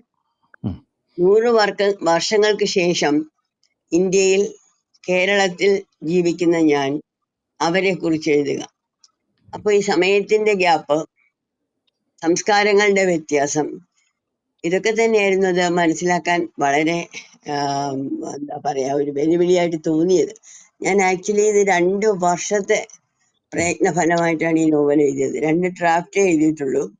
സാധാരണ കഥകളൊക്കെ എഴുതുമ്പോൾ ഞാൻ 4ഉം 5ഉം ഡ്രാഫ്റ്റുകളൊക്കെ എഴുതാറുണ്ട്. ഇത് പക്ഷേ വലിപ്പം കൂടിപ്പോയതുകൊണ്ട് തന്നെ 2 ഡ്രാഫ്റ്റും, പിന്നെ അത് റിവൈസ് ചെയ്യുമ്പോഴെല്ലാം തിരുത്തലുകൾ ഇങ്ങനെ വന്നുകൊണ്ടിരുന്നു. കാരണം പക്ഷെ എന്നെയും സോണിയെയും 100 വർഷങ്ങളുടെ വ്യത്യാസം ഉണ്ടായിരുന്നിട്ട് പോലും കണക്ട് ചെയ്യുന്ന ഒന്നായിരുന്നു, ഞങ്ങൾ രണ്ടുപേരും സ്ത്രീകളാണ്, ഞങ്ങളുടെ ഫീലിങ്ങുകൾ, ഞങ്ങളുടെ വികാരങ്ങൾ എല്ലാം ഏതാണ്ട് ഒരേപോലെയാണ് എന്നുള്ള വസ്തുത. അപ്പോ ഈ കാലത്തിന്റെ ആ വിടവും സംസ്കാരങ്ങളുടെ വിടവും കടന്നു കഴിഞ്ഞെന്ന് ഞാൻ പൂർണ്ണമായും വിശ്വസിക്കുന്നില്ല. കടക്കാനുള്ള ശ്രമം ഉണ്ടായപ്പോൾ തന്നെ കുറെയൊക്കെ അവളുടെ ഫീലിങ്സ്, അവളുടെ കരച്ചില്, അവളുടെ ദുഃഖങ്ങള് ഇതൊക്കെ എന്റേതുമായി. സത്യം പറഞ്ഞാൽ ആ നോവലിൽ പലയിടത്തും ഞാൻ സംഭാഷണ പ്രധാനം എന്ന് ശാലിനി പറഞ്ഞല്ലോ. കാരണം അവിടെ ഒരു വൈകാരികമായ ഒരു പരകായ പ്രവേശം ഉണ്ടായിരുന്നു. സോണിയ എന്നിലേക്കും ഞാൻ സോണിയയിലേക്കും കടന്ന സന്ദർഭങ്ങൾ, അല്ലെങ്കിൽ അവർ തമ്മിലുള്ള ആ സംഭാഷണങ്ങളൊക്കെ. ഇപ്പൊ ജീവചരിത്ര നോവൽ എഴുതുമ്പോൾ മറ്റ് ജീവചരിത്രങ്ങളെ ആശ്രയിക്കേണ്ടി വരും, ഡയറി കുറിപ്പുകളെ ആശ്രയിക്കേണ്ടി വരും. പക്ഷെ ഒരു ജീവചരിത്രവും ചരിത്ര കഥാപാത്രങ്ങൾ തമ്മിലുള്ള സംഭാഷണങ്ങൾ എഴുതുകയില്ല. അപ്പൊ അവിടെയൊക്കെ ഒരാൾ എന്തു പറഞ്ഞു, മറ്റേയാൾ അതിനെ എങ്ങനെ കൗണ്ടർ ചെയ്തു, ഇതൊക്കെ എന്റെ മനസ്സിൽ എനിക്ക് ഒട്ടും പ്രയാസം വന്നില്ല. കാരണം അവിടെ ഞാൻ സോണിയായി മാറുകയായിരുന്നു, സോണിയ ഞാനായിട്ട് മാറുകയായിരുന്നു. അങ്ങനെ ഒരു എമ്പതി ഞങ്ങൾക്ക് രണ്ടുപേർക്കും തമ്മിൽ വന്നു. അതാണ് ഈ നേരത്തെ പറഞ്ഞ വെല്ലുവിളികളെ മറികടക്കാൻ സഹായിച്ചത്. കാരണം 100 വർഷങ്ങൾക്കപ്പുറമാണെങ്കിലും വളരെ അകന്ന ഒരു വിദേശ രാജ്യത്താണെങ്കിലും സ്ത്രീ എപ്പോഴും സ്ത്രീയാണ്. അവളുടെ വികാരങ്ങളൊക്കെ ഏതാണ്ട് ഒരേ രീതിയിൽ തന്നെ വരും. അവൾക്ക് 2 തരം സ്ത്രീകളുണ്ട്. ഒരു കൂട്ടം ആൾക്കാർ കുടുംബമാണ് ഏറ്റവും വലുത് എന്ന് വിശ്വസിക്കുന്നവർ. രണ്ടാമത്തെ ആൾക്കാർ കുടുംബമല്ല, എന്റെ സ്വത്വം, അതായത് സെൽഫ്ഹുഡ് ആണ് ഏറ്റവും വലുത് എന്ന് വിശ്വസിക്കുന്നവർ. അപ്പൊ ഈ 2 പേരുടെയും എന്താ പറയാ, അവരുടെ ഒരു ജീവിത വീക്ഷണം നോക്കുമ്പോൾ നമുക്ക് മനസ്സിലാകുന്ന ഒന്ന്, സോണിയായി നമ്മൾ മനസ്സിലാക്കുന്ന ഒന്നല്ല, നമുക്ക് വെല്ലുവിളിയായിട്ട് വരുന്ന ഒന്ന്, സോണിയയെ എവിടെ പ്ലേസ് ചെയ്യണം എന്നുള്ളതാണ്. അവൾക്ക് കുടുംബം വലുതാണ്, അവളുടെ മക്കൾ വലുതാണ്, അവരുടെ ആവശ്യങ്ങൾ വലുതാണ്. ഇപ്പൊ ജീവിക്കുന്ന അതേ രീതിയിൽ താമസിക്കണം അവസാനം വരെ എന്ന് അവൾ ആഗ്രഹിക്കുന്നുണ്ട്. പക്ഷെ അത് സാധിക്കുന്നില്ല. അവസാനത്തെ അധ്യായത്തിൽ ഞാനിത് പറയുന്നുണ്ട്. ഒരു ഉരുളക്കിഴങ്ങ് പോലും കിട്ടാനില്ലാത്ത ക്ഷാമകാലത്ത് ടോൾസ്റ്റോയും പോയി സ്റ്റാലിന്റെ ഒക്കെ ഭരണകാലത്ത് ഒതുങ്ങിക്കൂടേണ്ടി വന്ന സോഫിയയുടെ അല്ലെങ്കിൽ സോണിയയുടെ കഥ. അപ്പൊ അവളുടെ ആഗ്രഹം അതായിരുന്നു, മക്കൾക്ക് വേണ്ടി ജീവിക്കണം, പൈതൃക സ്വത്ത് നമ്മൾ കളയാതെ മക്കൾക്ക് കൊടുക്കണം. പക്ഷെ അതേസമയം ടോൾസ്റ്റോയ് പറയുന്നത്, നമുക്ക് ഇത്രയും 4000 ഏക്കറിൽ പരന്നു കിടക്കുന്ന ഈ എസ്റ്റേറ്റ് എന്തിനാണ്, ഇതൊക്കെ മറ്റുള്ളവർക്ക് വീതിച്ചു കൊടുക്കണം എന്ന് പറയുമ്പോൾ അവർക്കത് മനസ്സിലാകുന്നില്ല. കാരണം ടോൾസ്റ്റോയുടെ വിശാലമായ ലോകവീക്ഷണം സോണിയയ്ക്ക് വന്നിട്ടില്ല. അതിന് കാരണം അവൾ സ്വയം പറയുന്നുണ്ടോ, വിദ്യാഭ്യാസമില്ല, ഔപചാരിക വിദ്യാഭ്യാസം കിട്ടിയിട്ടില്ല, അങ്ങനെയുള്ള കുറെ കാര്യങ്ങളാണ് അവൾ പറയുന്നത്. ടോൾസ്റ്റോയ് അങ്ങനെയല്ല. ടോൾസ്റ്റോയ് ഇങ്ങനെ യാത്ര ചെയ്തും പിന്നെ വളരെ വിശാലമായ അനുഭവ സമ്പത്തുകളും ഒക്കെ കൊണ്ട് ലോകത്തെ നല്ലവണ്ണം അറിഞ്ഞ ആളാണ്, ആദർശപരത ഉള്ള ആളാണ്. പക്ഷെ പലപ്പോഴും ആദർശങ്ങൾക്ക് ആദർശങ്ങളുമായിരുന്നു, അതിനെ സോണിയ തുറന്നു കാണിക്കുന്നുണ്ട്. അപ്പൊ അങ്ങനെയുള്ള ഒരുപാട് കാര്യങ്ങൾ നമ്മൾ ഇവിടെ നിന്ന് ഒരു ഇന്ത്യൻ സ്ത്രീയുടെ വീക്ഷണത്തിലൂടെ അവതരിപ്പിക്കാൻ പറ്റില്ല. അതായിരിക്കും ഒരുപക്ഷെ ശാലിനിക്ക് പലയിടവും മനസ്സിലായില്ല എന്ന് പറഞ്ഞത്. കാരണം ഇന്ത്യൻ സ്ത്രീ എന്ന് പറഞ്ഞാൽ ഇപ്പോ സമുദ്രത്തിലേക്ക് പോകുന്ന സ്ത്രീയെ പോലെയാണ്, സമുദ്രത്തിലേക്ക് പോകുന്ന നദിയെ പോലെയാണ് വിവാഹത്തിലേക്ക് പോകുന്നത്. എന്താണ് കാത്തിരിക്കുന്നതെന്നറിയില്ല, എന്തിനേയും നേരിടാൻ അങ്ങനത്തെ ഉപദേശങ്ങളൊക്കെയാണ് അവൾക്ക് വീട്ടിൽ നിന്നും സമൂഹത്തിൽ നിന്നും കിട്ടുന്നത്. അതിനെ നേരിടാൻ വേണ്ടി പോവുകയാണ്. അജ്ഞതയിലേക്കുള്ള ഒരു യാത്ര, ഭീതിയിലേക്കുള്ള യാത്രയാണ് അവൾക്ക് വിവാഹം. ഇവിടെയും ഏതാണ്ട് അതുപോലെ തന്നെ വരുന്നു. ടോൾസ്റ്റോയി എന്ന മഹാന്റെ എഴുത്തുകാരന്റെ വാക്കുകളുടെ ചാരുതയിൽ ലയിച്ച് പ്രണയത്തിലേക്ക് വീണ സോണിയയെ ഞെട്ടി ഉണർത്തിക്കാൻ വേണ്ടിയിട്ടാണ് ടോൾസ്റ്റോയ് തന്റെ ഡയറികളൊക്കെ വായിക്കാൻ കൊടുത്തത്. ആ ഡയറികളിൽ അദ്ദേഹത്തിന്റെ അമിതമായ ലൈംഗികത, പെണ്ണുങ്ങളുടെ പുറകെ പോയത്, അടിമ സ്ത്രീയിൽ ഒരു കുട്ടിയുണ്ടായത്, ലൈംഗിക രോഗങ്ങൾ പിടിപെട്ടത്, ഇങ്ങനെ ഒരുപാട് കാര്യങ്ങൾ തുറന്നെഴുതിയിരുന്നു. അതൊക്കെ കണ്ടിട്ട് പോലും, അപ്പോൾ ഒരു ഞെട്ടൽ ഉണ്ടായെങ്കിൽ പോലും സോഫിയ അവസരം കിട്ടിയിട്ടും വിവാഹത്തിൽ നിന്ന് പിന്മാറുന്നില്ല. കാരണം അത് ശാലിനി പറഞ്ഞ പ്രണയം തന്നെയാണ്, കഠിനമായ പ്രണയമാണ് ടോൾസ്റ്റോയ്ക്ക് ഉണ്ടായിരുന്നത്. പക്ഷെ എന്ത് പറയാനാണ്, അദ്ദേഹത്തിന്റെ ആ ലോകവീക്ഷണവുമായിട്ട് പൊരുത്തപ്പെടാൻ അവൾക്ക് കഴിഞ്ഞില്ല. അവളുടെ ഇടുങ്ങിയ വീക്ഷണവുമായിട്ട്, സ്വാർത്ഥ വീക്ഷണം, എന്റെ കുടുംബം, എന്റെ മക്കൾ, എന്റെ വീട്, ആ ഒരു വീക്ഷണവുമായിട്ട് പൊരുത്തപ്പെടാൻ ടോൾസ്റ്റോയ്ക്കും കഴിഞ്ഞില്ല. ഓരോരുത്തരും അവരവരുടെ ലെവലിലേക്ക് മറ്റേ പാർട്ട്ണറെ, പങ്കാളിയെ ഉയർത്താൻ അല്ലെങ്കിൽ ഇറങ്ങി വരാൻ ഒട്ടും ശ്രമിച്ചതുമില്ല. ഇതൊക്കെ ചിത്രീകരിക്കുന്നത് എങ്ങനെ നമ്മുടെ വായനാ സമൂഹം സ്വീകരിക്കും എന്നൊക്കെ എനിക്ക് പേടിയായിരുന്നു. ഇങ്ങനെ ഒരു സ്ത്രീ 100 വർഷം മുമ്പ് ജീവിച്ചിരുന്നു എന്ന് നമ്മൾ അറിയണം എന്ന ഒരു തോന്നലും എനിക്കുണ്ടായി. അതുകൊണ്ട് തന്നെയാണ് എന്ത് വെല്ലുവിളികൾ ഉണ്ടായാലും സോണിയായെ നിങ്ങളുടെ മുന്നിൽ കൊണ്ടുവന്നേ ഞാൻ അടങ്ങൂ എന്ന ഒരു ധൈര്യത്തിൽ ഞാൻ ഈ നോവലിന്റെ രചന തുടങ്ങിയത്. വായനക്കാരുടെ പ്രതികരണം എങ്ങനെയായിരുന്നു? ഇപ്പം കുറേ പതിപ്പുകൾ വന്നു, ഇതേപോലെ ഒട്ടേറെ ചർച്ചകൾ കേരളത്തിലെ പല ഭാഗത്തും ഉണ്ട്. നേരിട്ടുള്ള പ്രതികരണങ്ങളെ കുറിച്ച് പറയാൻ പറ്റും? നേരിട്ടുള്ള പ്രതികരണം മിക്കതും ഈ നോവലിനെ അപ്രീഷിയേറ്റ് ചെയ്തുകൊണ്ട് ആസ്വദിച്ചുകൊണ്ടുള്ള പ്രതികരണങ്ങളായിരുന്നു വന്നത്. കാരണം അവർക്കൊക്കെ അപരിചിതമായ ഒരു ഫീൽഡാണിത്. ഈ ജീവചരിത്ര നോവൽ എന്ന് പറഞ്ഞാൽ പല രീതിയിൽ പോകാമല്ലോ. അപ്പൊ ഒരു സ്ത്രീയുടെ ജീവചരിത്ര നോവൽ 100 വർഷങ്ങൾക്ക് ശേഷം ജീവിക്കുന്ന മറ്റൊരു സ്ത്രീ എഴുതുക എന്നുള്ളത് തന്നെ കൗതുകകരമായിരുന്നു. പിന്നെ ചില പുരുഷ വീക്ഷണത്തിലുള്ള വായനകൾ വന്നപ്പോൾ പ്രശ്നങ്ങളുണ്ടായി.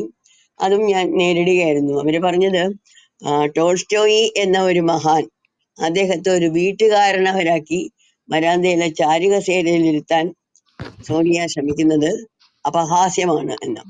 പക്ഷെ അങ്ങനെയല്ല അവൾ ശ്രമിച്ചിട്ടുള്ളത്. കാരണം അവൾക്ക് ഏറ്റവും വലുത് അവളുടെ ഭർത്താവിന്റെ എഴുത്തായിരുന്നു. ആ എഴുത്തിൽ നിന്ന് മാറി അദ്ദേഹം മതത്തിന്റെ ചട്ടക്കൂടിൽ ഒതുങ്ങുകയും ആ രീതിയിലുള്ള ധാർമ്മിക എഴുത്തുകൾ മാത്രമാക്കുകയൊക്കെ ചെയ്തപ്പോഴാണ് നമ്മളത് പ്രതികരിച്ചത്. അല്ലാതെ ചെയ്തിട്ടില്ല. കാരണം ഈ നേരത്തെ ഈ ശാലിനി പറഞ്ഞ ആ ഒരു പ്രണയമാണ് അവിടെയും മുന്നിട്ട് നിന്നത്. അപ്പൊ അങ്ങനെ പുരുഷ വീക്ഷണത്തിലൂടെ നോക്കുമ്പോൾ 1-2 പേർ മാത്രമേ ഉള്ളൂ പറഞ്ഞിട്ടുള്ളൂ. ബാക്കി പലരും, മിക്കവരും എന്റെ ഫേസ്ബുക്ക് പേജിൽ മുഴുവൻ ഞാൻ ഈ നോവലിനെ കുറിച്ച് മറ്റുള്ളവർ എഴുതിയതും എല്ലാം ഞാൻ അതിലോട്ട് പകർത്തി വെച്ചിട്ടുണ്ട്. ഒരിടത്ത് കിടക്കട്ടെ എന്ന് വിചാരിച്ചിട്ടാണ്. അതിലൂടെ ഒന്ന് കടന്നുപോയാൽ അറിയാൻ പറ്റും. കൂടുതലുമല്ല 99% എല്ലാവരും അതിനെ അപ്രീഷിയേറ്റ് ചെയ്യുകയാണ്, ആസ്വദിക്കുകയാണ്. ഇത് ഞാനൊരു വലിയ ക്രെഡിറ്റ് ആയിട്ട് ഞാനൊരു വലിയ കാര്യം ചെയ്തു എന്ന മട്ടിലല്ല പറയുന്നത്. എനിക്ക് വളരെ ആശങ്കയോടെയാണ് ഞാൻ ആ പുസ്തകം പ്രസിദ്ധീകരിച്ചത്. പക്ഷെ എന്നെ ശരിക്കും ആശ്വസിപ്പിച്ച ഒന്നായിരുന്നു നിരൂപകരുടെയും വായനക്കാരുടെയും ഒക്കെ പ്രതികരണം, അവരുടെ സമീപനം. പിന്നെ ചില എസ്റ്റാബ്ലിഷ്ഡ് നിരൂപകർ മാത്രമേ ഈ പുരുഷ വീക്ഷണത്തിലൂടെ കണ്ടിട്ട് ടോൾസ്റ്റോയി അപമാനിക്കുകയായിരുന്നു എന്നൊക്കെ പറഞ്ഞുള്ളൂ. ഒരിടത്തും ഞാൻ ചെയ്തിട്ടില്ല. കാരണം ടോൾസ്റ്റോയി, ഡോസ്റ്റോവസ്കി, പിന്നെ അങ്ങനെയുള്ള ഒരുപാട് റഷ്യൻ റൈറ്റേഴ്സ്, പുഷ്കിനായാലും സോൾഷനിറ്റ്സിനായാലും ഇവരെയൊക്കെ വായിച്ചും കൂടിയാണ് ഞാൻ വളർന്നത്. അതുകൊണ്ട് തന്നെ അവരോടൊക്കെ എനിക്ക് ടോൾസ്റ്റോയോട് വളരെ ആദരവുണ്ട്. അദ്ദേഹത്തിന്റെ കൃതികൾ, പ്രത്യേകിച്ച് അന്ന കരനീന, അത് എത്ര പ്രാവശ്യം ഞാൻ വായിച്ചിട്ടുണ്ടെന്ന് അറിയാമോ? പക്ഷെ ഇപ്പൊ വായിക്കുമ്പോൾ അതിൽ സോണിയയെ എനിക്ക് കാണാൻ പറ്റുന്നു എന്നുള്ളതും സോണിയയുടെ സ്വാധീനം തിരിച്ചറിയാൻ പറ്റുന്നു എന്നുള്ളതും വേറെ കാര്യം. അങ്ങനെയൊക്കെയുള്ള ടോൾസ്റ്റോയിയെ ഞാൻ താഴ്ത്തി കാണിച്ചിട്ടില്ല. പക്ഷെ എനിക്ക് എന്റെ സബ്ജക്റ്റ്, എന്റെ വിഷയം സോണിയായിരുന്നു. അപ്പൊ സോണിയയോട് എനിക്ക് നീതി പുലർത്തിയേ പറ്റൂ. അതുകൊണ്ട് തന്നെ ഈ പറഞ്ഞ 1-2 പേരുടെ ആ നിശ്ചിത നിരൂപണം, ഞാൻ ടോൾസ്റ്റോയിയെ ടാറടിച്ച് കാണിക്കുകയായിരുന്നു എന്ന് പറഞ്ഞത്, അത് ഞാൻ കാര്യമായിട്ട് എടുക്കുന്നില്ല, സീരിയസ് ആയിട്ട് എടുക്കുന്നില്ല. കാരണം എന്താ വെച്ചാൽ അത് എന്റെ ലക്ഷ്യമായിരുന്നില്ല. വേണമെങ്കിൽ പലതും ഞാൻ പല പുസ്തകങ്ങൾ വായിച്ച്, 5-6 പുസ്തകങ്ങൾ വായിച്ച്, ഡൗൺലോഡ് ചെയ്തും വാങ്ങിച്ചും ഒക്കെ വായിച്ചിട്ടൊക്കെയാണ് ഇതിന്റെ മെറ്റീരിയൽ കളക്ട് ചെയ്തത്. അതിൽ നിന്ന് എനിക്ക് ടോൾസ്റ്റോയിയെ ശരിക്കും കുറ്റപ്പെടുത്താവുന്ന വിവരങ്ങൾ കിട്ടിയിട്ടുണ്ടായിരുന്നു. അതൊക്കെ ഞാൻ വേണ്ടാന്ന് വെച്ചു. കാരണം അതെന്റെ ലക്ഷ്യമായിരുന്നില്ല. എനിക്ക് സോണിയയ്ക്ക് നീതി ലഭിക്കണം എന്നുള്ള ഒരു ലക്ഷ്യം മാത്രമേ ഉണ്ടായിരുന്നുള്ളൂ. അതാണ് ഞാൻ ഇതിലൂടെ ചെയ്തത്. അതുകൊണ്ട് തന്നെ വായനക്കാരോടും ചർച്ചകൾ നടത്തിയവരോടും ഒക്കെ എനിക്ക് നന്ദിയുണ്ട്. ശാലിനിക്കും ചതുർവേദി ടീച്ചറുമായിട്ട് സംസാരിക്കാം. ശാലിനി ടീച്ചർ, എനിക്ക് ഒരു ചോദ്യം ചോദിക്കാനുള്ള. ഇപ്പൊ നേരത്തെ പറഞ്ഞല്ലോ ടോൾസ്റ്റോയെ താറടിച്ച് കാണിച്ചു എന്ന് പറഞ്ഞു. പക്ഷെ ഒരിക്കലും എനിക്കത് ഫീൽ ചെയ്തിട്ടില്ല കേട്ടോ.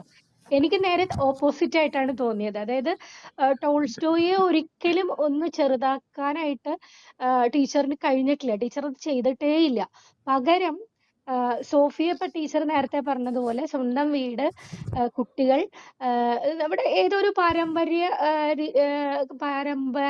രീതിയിൽ വളരുന്ന സ്ത്രീകളുടെയും പോലെ തന്റെ സ്വത്തുക്കള് അല്ലെങ്കിൽ അവരുടെ ജീവിത നിലവാരം മെച്ചപ്പെടുത്തുക, തന്റെ ചുറ്റുപാടുമുള്ളവരുടെ, അതെല്ലാവരും. സോഫിയയെ സംബന്ധിച്ചിടത്തോളം തന്റെ ഭർത്താവിന്റെയും മക്കളുടെയും മാത്രമല്ല, അവരുടെ പരിചാരകര്, അവരുടെ എന്താ പറയാ, അവരുടെ കർഷക തൊഴിലാളികള്, അവരുടെ ഒരു ഉന്നതിയും അല്ലെങ്കിൽ അവരുടെ ഒരു സമാധാനമായിട്ടുള്ള ജീവിതവും സോഫിയ ലക്ഷ്യം വെച്ചിട്ടുണ്ട്. അതുകൊണ്ട് തന്നെയാണ് ഒരു വിപ്ലവം നടക്കുമ്പോൾ അതിനെ എതിരിടുന്നത് കർഷക തൊഴിലാളികളാണെന്ന് നമുക്ക് അതിനകത്ത് തന്നെ പറഞ്ഞു വരുന്നുണ്ട്. അപ്പൊ അതിൽ എത്രത്തോളം സോഫിയ മേഡത്തെ അല്ലെങ്കിൽ സോഫിയ പ്രഭുയെ അവര് അംഗീകരിക്കുന്നുണ്ട്, അവര് മേലെയാണ് കാണുന്നത് എന്ന് നമുക്ക് മനസ്സിലാവും. പക്ഷെ എനിക്ക് തോന്നിയ ഒരു കാര്യം,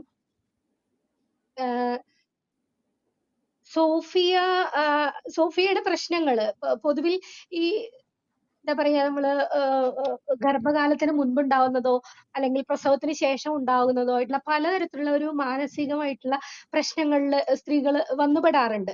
പക്ഷെ അതൊക്കെ കൂടിയായിരിക്കാം. പക്ഷെ അതിനൊരു കരുതൽ കൊടുക്കാനോ അതിനെ തിരിച്ചറിയാനോ അവർക്ക് വേണ്ട സപ്പോർട്ട് കൊടുക്കാനോ ആരും തയ്യാറായിരുന്നില്ല. അല്ലെങ്കിൽ അവർക്കത് തിരിച്ചറിയാൻ ചുറ്റുപാടുമുള്ളവർക്കൊന്നും സാധിച്ചിരുന്നില്ല എന്ന് തോന്നിയിട്ടുണ്ട്.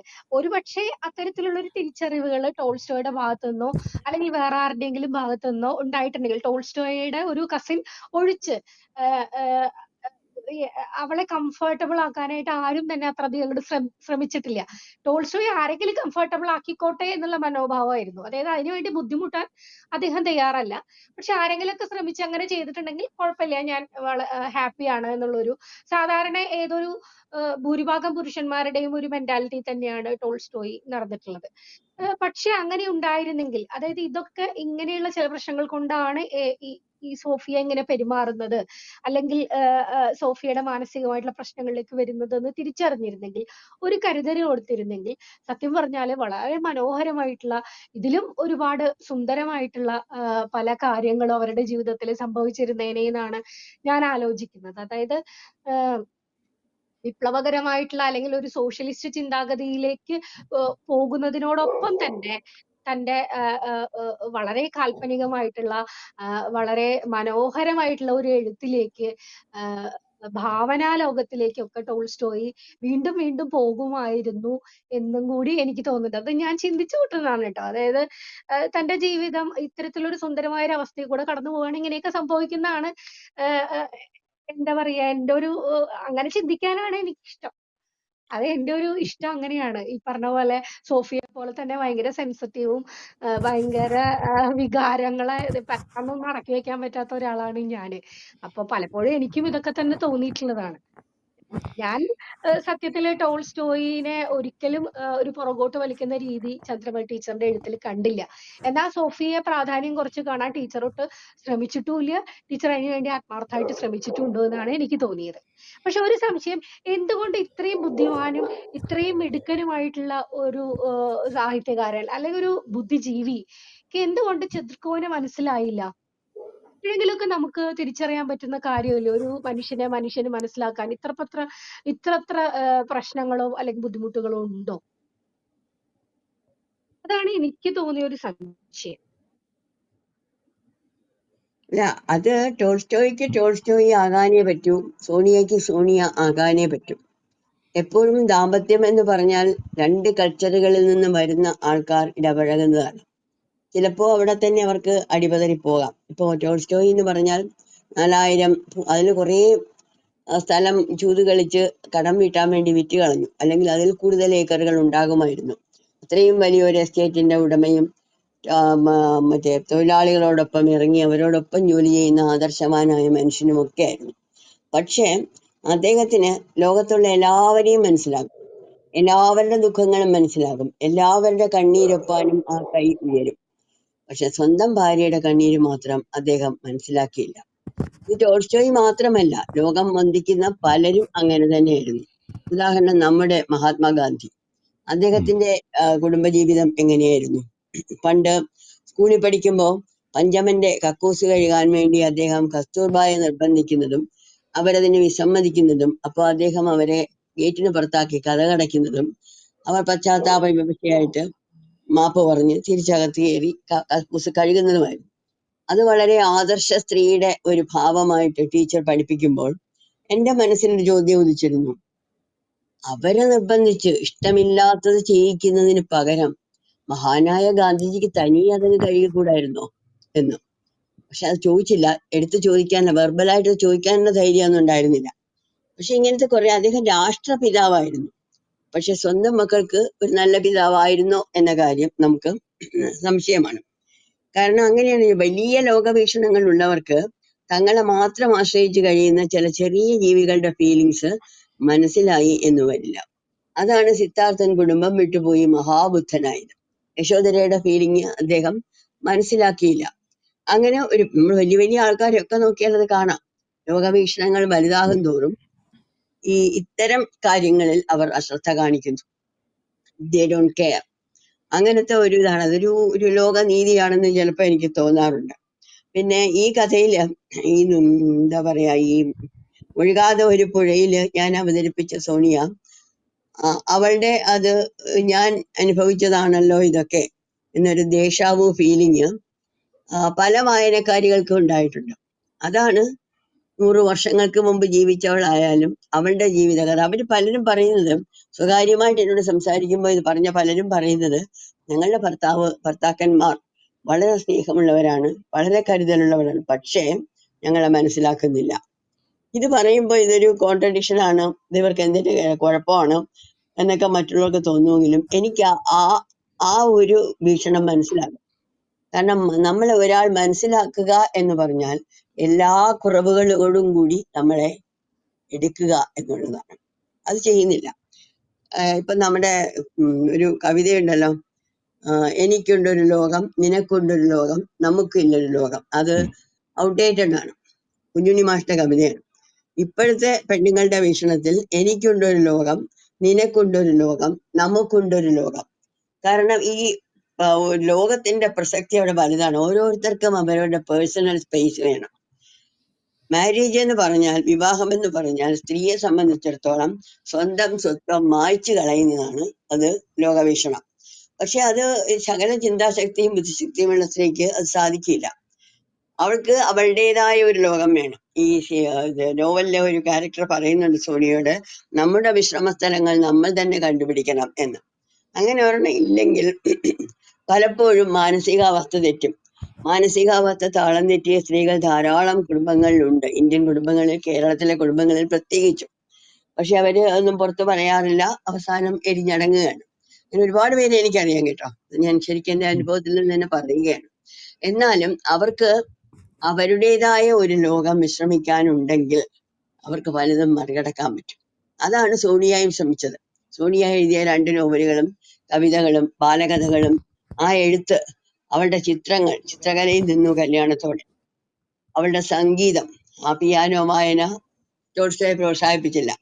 പിന്നീട് മകൻ മരിച്ചു കഴിഞ്ഞപ്പോൾ ടാനിയേവ് ഫ്രണ്ടായിട്ട് വന്നതിന് ശേഷമാണ് അവൾ ആക്റ്റീവായിട്ട് സംഗീതത്തിൽ ഇടപഴകാൻ തുടങ്ങിയത്. ഇതൊക്കെ ആണെങ്കിലും അവൾ ഒരിക്കലും ടോൾസ്റ്റോയെ തള്ളി പറഞ്ഞിട്ടില്ല. ആ ക്ഷാമകാലത്ത് ടോൾസ്റ്റോയി ആളുകൾക്ക് പൈസ ഉണ്ടാക്കാനും ഭക്ഷണം വിതരണം ചെയ്യാനും പാടുപെടുന്നുണ്ട്, അവൾ സഹായിക്കാനേ ചെയ്തിട്ടുള്ളൂ. പക്ഷെ അവളുടെ ശ്രമം വിജയിച്ചപ്പോൾ ടോൾസ്റ്റോയ്ക്ക് ദേഷ്യമാണ് വന്നത്.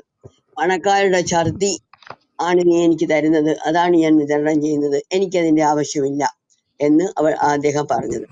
അപ്പൊ ഈ രീതിയിലുള്ള വീക്ഷണത്തിലുള്ള വ്യത്യാസങ്ങൾ, അതായിരുന്നു ആ ദാമ്പത്യത്തിന്റെ അടിത്തറ ശകലമൊക്കെ പിളർന്നത്. ഇല്ലെങ്കിൽ ഒരു പക്ഷേ ശാലിനി പറഞ്ഞ പോലെ കുറെ കൂടെ മനോഹരമായൊരു ദാമ്പത്യ ജീവിതമായിട്ട് അത് വന്നേനെ. പക്ഷെ അങ്ങനെയുള്ള ഒരു ജീവിതത്തെ കുറിച്ച് ഞാനെങ്ങനെ നോവൽ എഴുതും? വളരെ മനോഹരമായ ദേ ലിവ്ഡ് ഹാപ്പിലി എവർ ആഫ്റ്റർ എന്ന് പറഞ്ഞു കഴിഞ്ഞാൽ പിന്നെ ഇവിടെ കഥയില്ല. അവർ സന്തോഷത്തോടെ അവസാനം വരെ ജീവിച്ചാൽ പിന്നെ അവിടുത്തെ ഒരു കഥാതന്തു കണ്ടെടുക്കാൻ പ്രയാസമാണ്.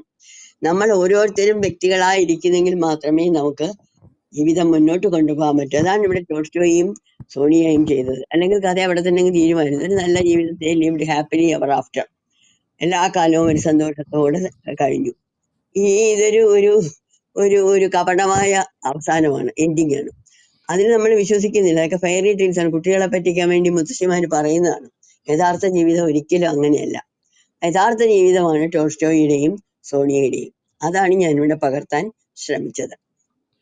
ടീച്ചർ പിന്നെ കസ്തൂർബാ ഗാന്ധിയെ കുറിച്ച് പറഞ്ഞതിനകത്ത് ചെറിയ ഒരു വിയോജിപ്പ് എനിക്കുണ്ട്.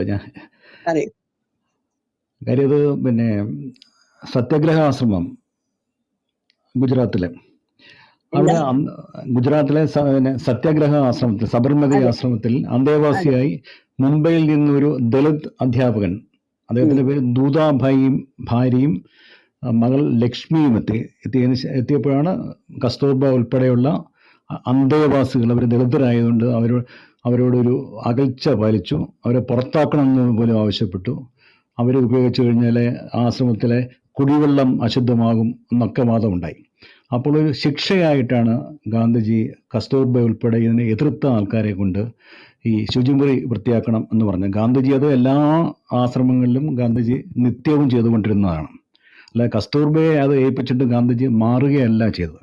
പിന്നീട് ഈ ദൂതാഭായിയുടെ മകൾ ലക്ഷ്മിയെ ഗാന്ധിജി സ്വന്തം മകളായി ദത്തെടുക്കുകയും കൂടെ കൊണ്ട് നടക്കുകയും ചെയ്തു. അവർ ഇന്ത്യയിലെ ഇപ്പോഴും ഒരു വലിയ പാഠം പഠിക്കാനുണ്ട് ഗാന്ധിജിയുടെ അതിൽ നിന്ന്. അപ്പം ചരിത്രം അങ്ങനെയാണ് ഉള്ളത് തിരിച്ച്. മാത്രമല്ല, ടോൾസ്റ്റോയെ അറിയാമല്ലോ, ടോൾസ്റ്റോയുടെ പേരിലാണ് ഗാന്ധിജിയുടെ ആദ്യത്തെ കൂട്ടുകൃഷി ഫാം ദക്ഷിണാഫ്രിക്കയിൽ ആരംഭിച്ചത്. വലിയ സ്വാധീനം ചെലുത്തിയിട്ടുണ്ട്. അവർ തമ്മിലുള്ള എഴുത്തുകുത്തുകളും നമുക്ക് മുന്നിലുണ്ട്. അതെ, അത് ശരിയാണ്. ടോൾസ്റ്റോയിയുടെ ഗുരുവായിരുന്നു, ഗാന്ധിജിയുടെ ഗുരുവായിരുന്നു ടോൾസ്റ്റോയ്. പിന്നെ ഇപ്പൊ സാറ് പറഞ്ഞ ഗാന്ധിജിയുടെ ആ കാര്യം, അത് തുറന്നു പറയാണ്, എനിക്കത് അറിയില്ലായിരുന്നു. സത്യമായിട്ടും എനിക്കത് അറിയില്ലായിരുന്നു. പറഞ്ഞു തന്നതിന് നന്ദി. അതുകൊണ്ട് ഈ വീട്ടിൽ ഞാൻ ഇനി വേറെ ഇടത്തും ആവർത്തിക്കില്ല. പക്ഷെ അങ്ങനെയാണ് ടീച്ചർ എങ്ങനെയാ പറഞ്ഞു തന്നത്. ഭാര്യ എതിർത്തു, അപ്പോ അവളെ കൊണ്ട് ചെയ്യിച്ചു. അപ്പൊ എന്തുകൊണ്ട് അവൾ എതിർത്തു? അങ്ങനെ എതിർക്കാൻ പാടില്ലായിരുന്നു. ആ ഗാന്ധിജിയുടെ വൈഫിനെ, ഭാര്യയെ കുറ്റപ്പെടുത്തിക്കൊണ്ടാണ് അവർ സംസാരിച്ചത്. അങ്ങനെ പറയുമ്പോഴല്ലേ നമ്മുടെ ഉള്ളിലൊരു എതിർ ചിന്ത ഉണരുന്നത്. അത്രേ ഉള്ളൂ. അല്ലാതെ എനിക്ക് ഗാന്ധിജിയെ പറഞ്ഞ പോലെ രാഷ്ട്രപിതാവെന്ന രീതിയിൽ ബഹുമാനമാണ്, അതൊക്കെയാണ്. പക്ഷെ ഇത് എനിക്ക് അറിയാത്ത ഒരു സംഗതിയാണ് സാർ പറഞ്ഞു തന്നത്. Thank you. ഞാനിത് അടുത്ത കാലത്ത് ഇറങ്ങിയ ഒരു പുസ്തകത്തിൽ ഇത് എഴുതിയിട്ടുണ്ട്. അതുകൊണ്ടാണ് കൃത്യമായിട്ട് ഓർമ്മ വന്നത് തിരിച്ച്. നമുക്ക് നോവലിനെ കുറിച്ചുള്ള ചർച്ച താഴെ നമുക്ക് കഴിഞ്ഞ ആഴ്ചകളിൽ ഈ പരമ്പരയിൽ പങ്കെടുത്ത നോവലിസ്റ്റ് പുഷ്പമ്മയുണ്ട്. പുഷ്പമ്മയുടെ മുടി എന്ന നോവലിനെ കുറിച്ച് നമ്മൾ ഈ പരമ്പരയിൽ 2-3 ആഴ്ച മുമ്പ് ചർച്ച ചെയ്തിരുന്നു. ടീച്ചറിന് പുഷ്പമ്മയെ പരിചയം ഉണ്ടോ എന്ന് എനിക്കറിയില്ല. പുഷ്പമ്മ ഫുൾ നെയിം എന്താണ്? പുഷ്പമ്മ ചാണ്ടി എന്നാണ്. പുഷ്പമ്മ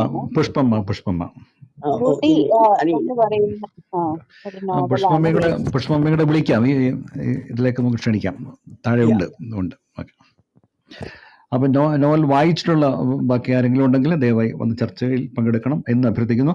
ഹേമ, ബാക്കി പറയാം അല്ലേ? അതെ ടീച്ചർ, നമസ്കാരം. ഞാൻ ഇവിടെ ശാലിനിയും ടീച്ചറും തമ്മിലുള്ള ഒരു സംവാദം ഇങ്ങനെ ശ്രദ്ധിച്ചുകൊണ്ടിരിക്കുകയായിരുന്നു. അതായത് ശാലിനി പറഞ്ഞല്ലോ, ടോൾസ്റ്റോയെ ടീച്ചർ ഒരിക്കലും തള്ളി പറയുന്നില്ല. ടീച്ചർ അതിന് മറുപടിയും പറഞ്ഞു, ടോൾസ്റ്റോയി നമ്മളുടെ ഒരു ടാർഗറ്റ് ആയിരുന്നില്ല, അപ്പോൾ അതുകൊണ്ട് തന്നെ സോണിയയിൽ ഫോക്കസ് ചെയ്തു.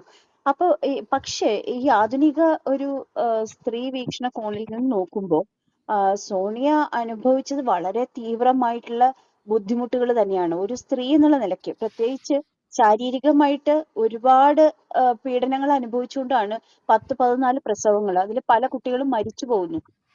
ഒരു ഘട്ടത്തില് അവസാനത്തെ കുട്ടി ഉണ്ടാവുന്നതിന് മുൻപ് അവര് നിർബന്ധമായിട്ട് പറയുന്നുണ്ട്, എനിക്ക് ഇങ്ങനെ ഇനിയും പ്രസവിക്കാൻ വയ്യ എന്ന്.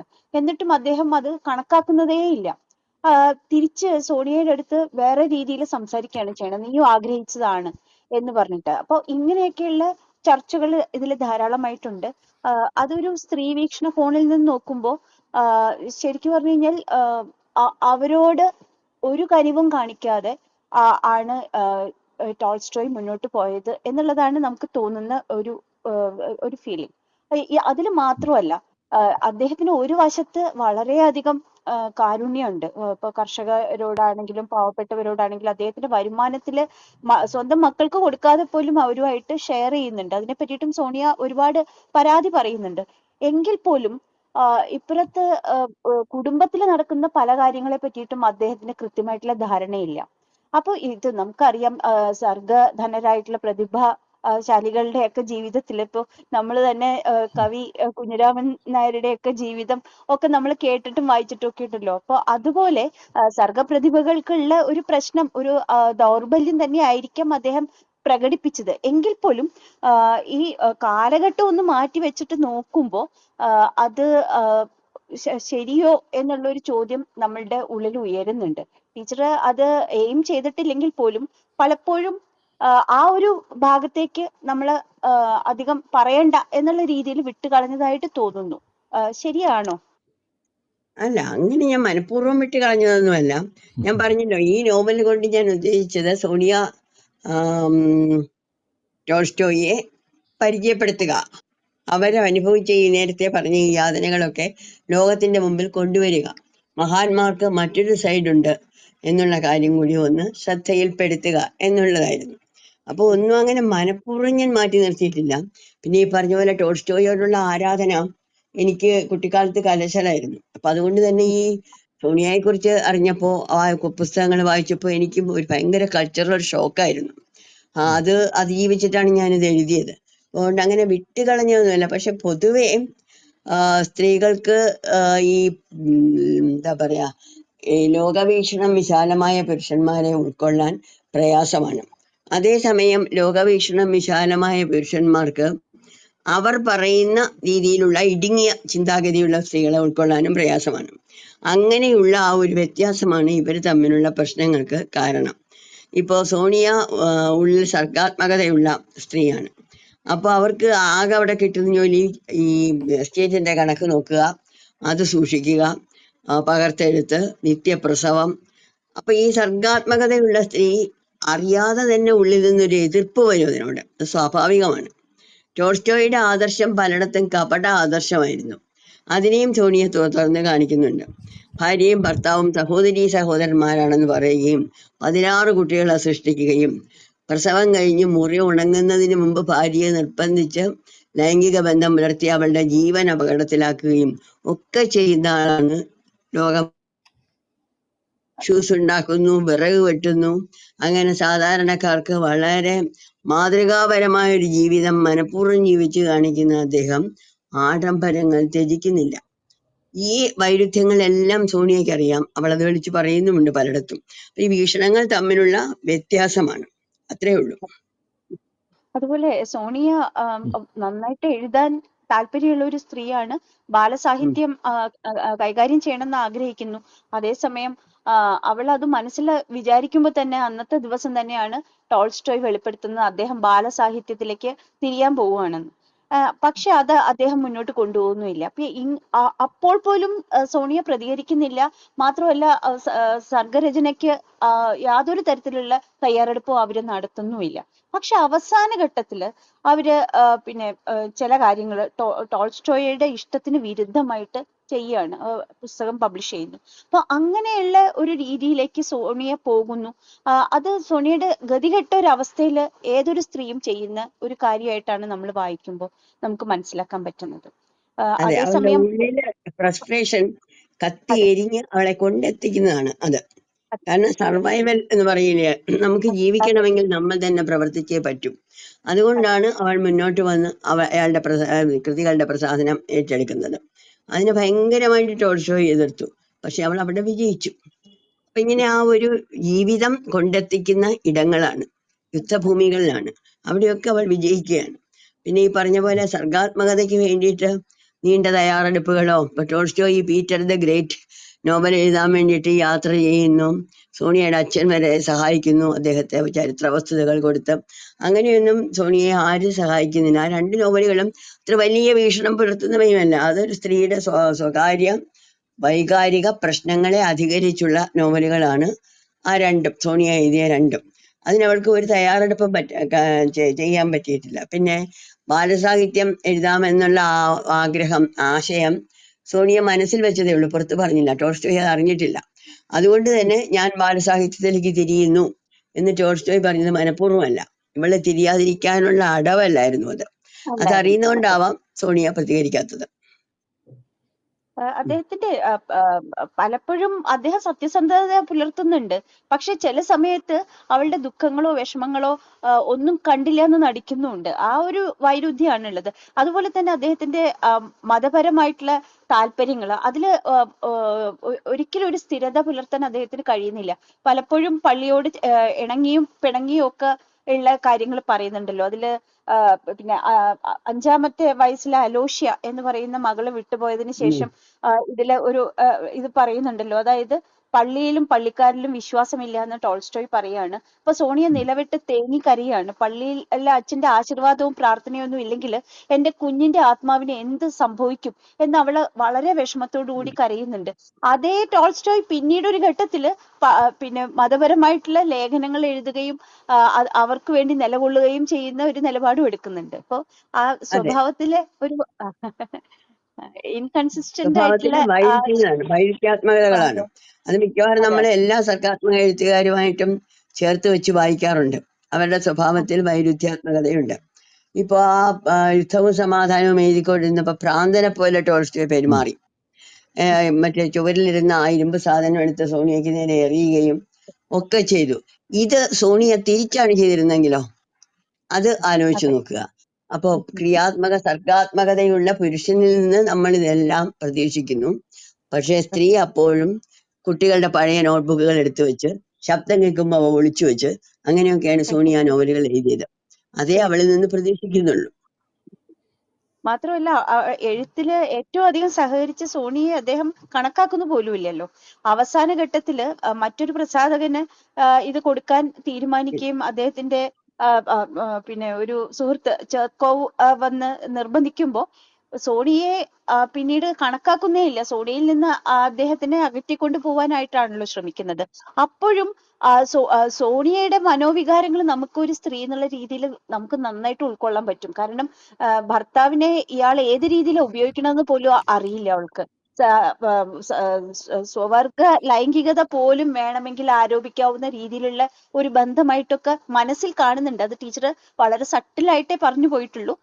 അത് പ്രകടമായിട്ട് നമുക്ക് അറിയാൻ പറ്റുന്നൊന്നുമില്ല. പക്ഷെ അദ്ദേഹത്തിന്റെ ഒരു കുത്തഴിഞ്ഞ് ചില പ്രവണതകൾ ഇതിൽ മറനീക്കി പുറത്തു വരുന്നുണ്ട് എന്നുള്ളത് നമുക്ക് വായിക്കുമ്പോൾ മനസ്സിലാക്കാൻ പറ്റും.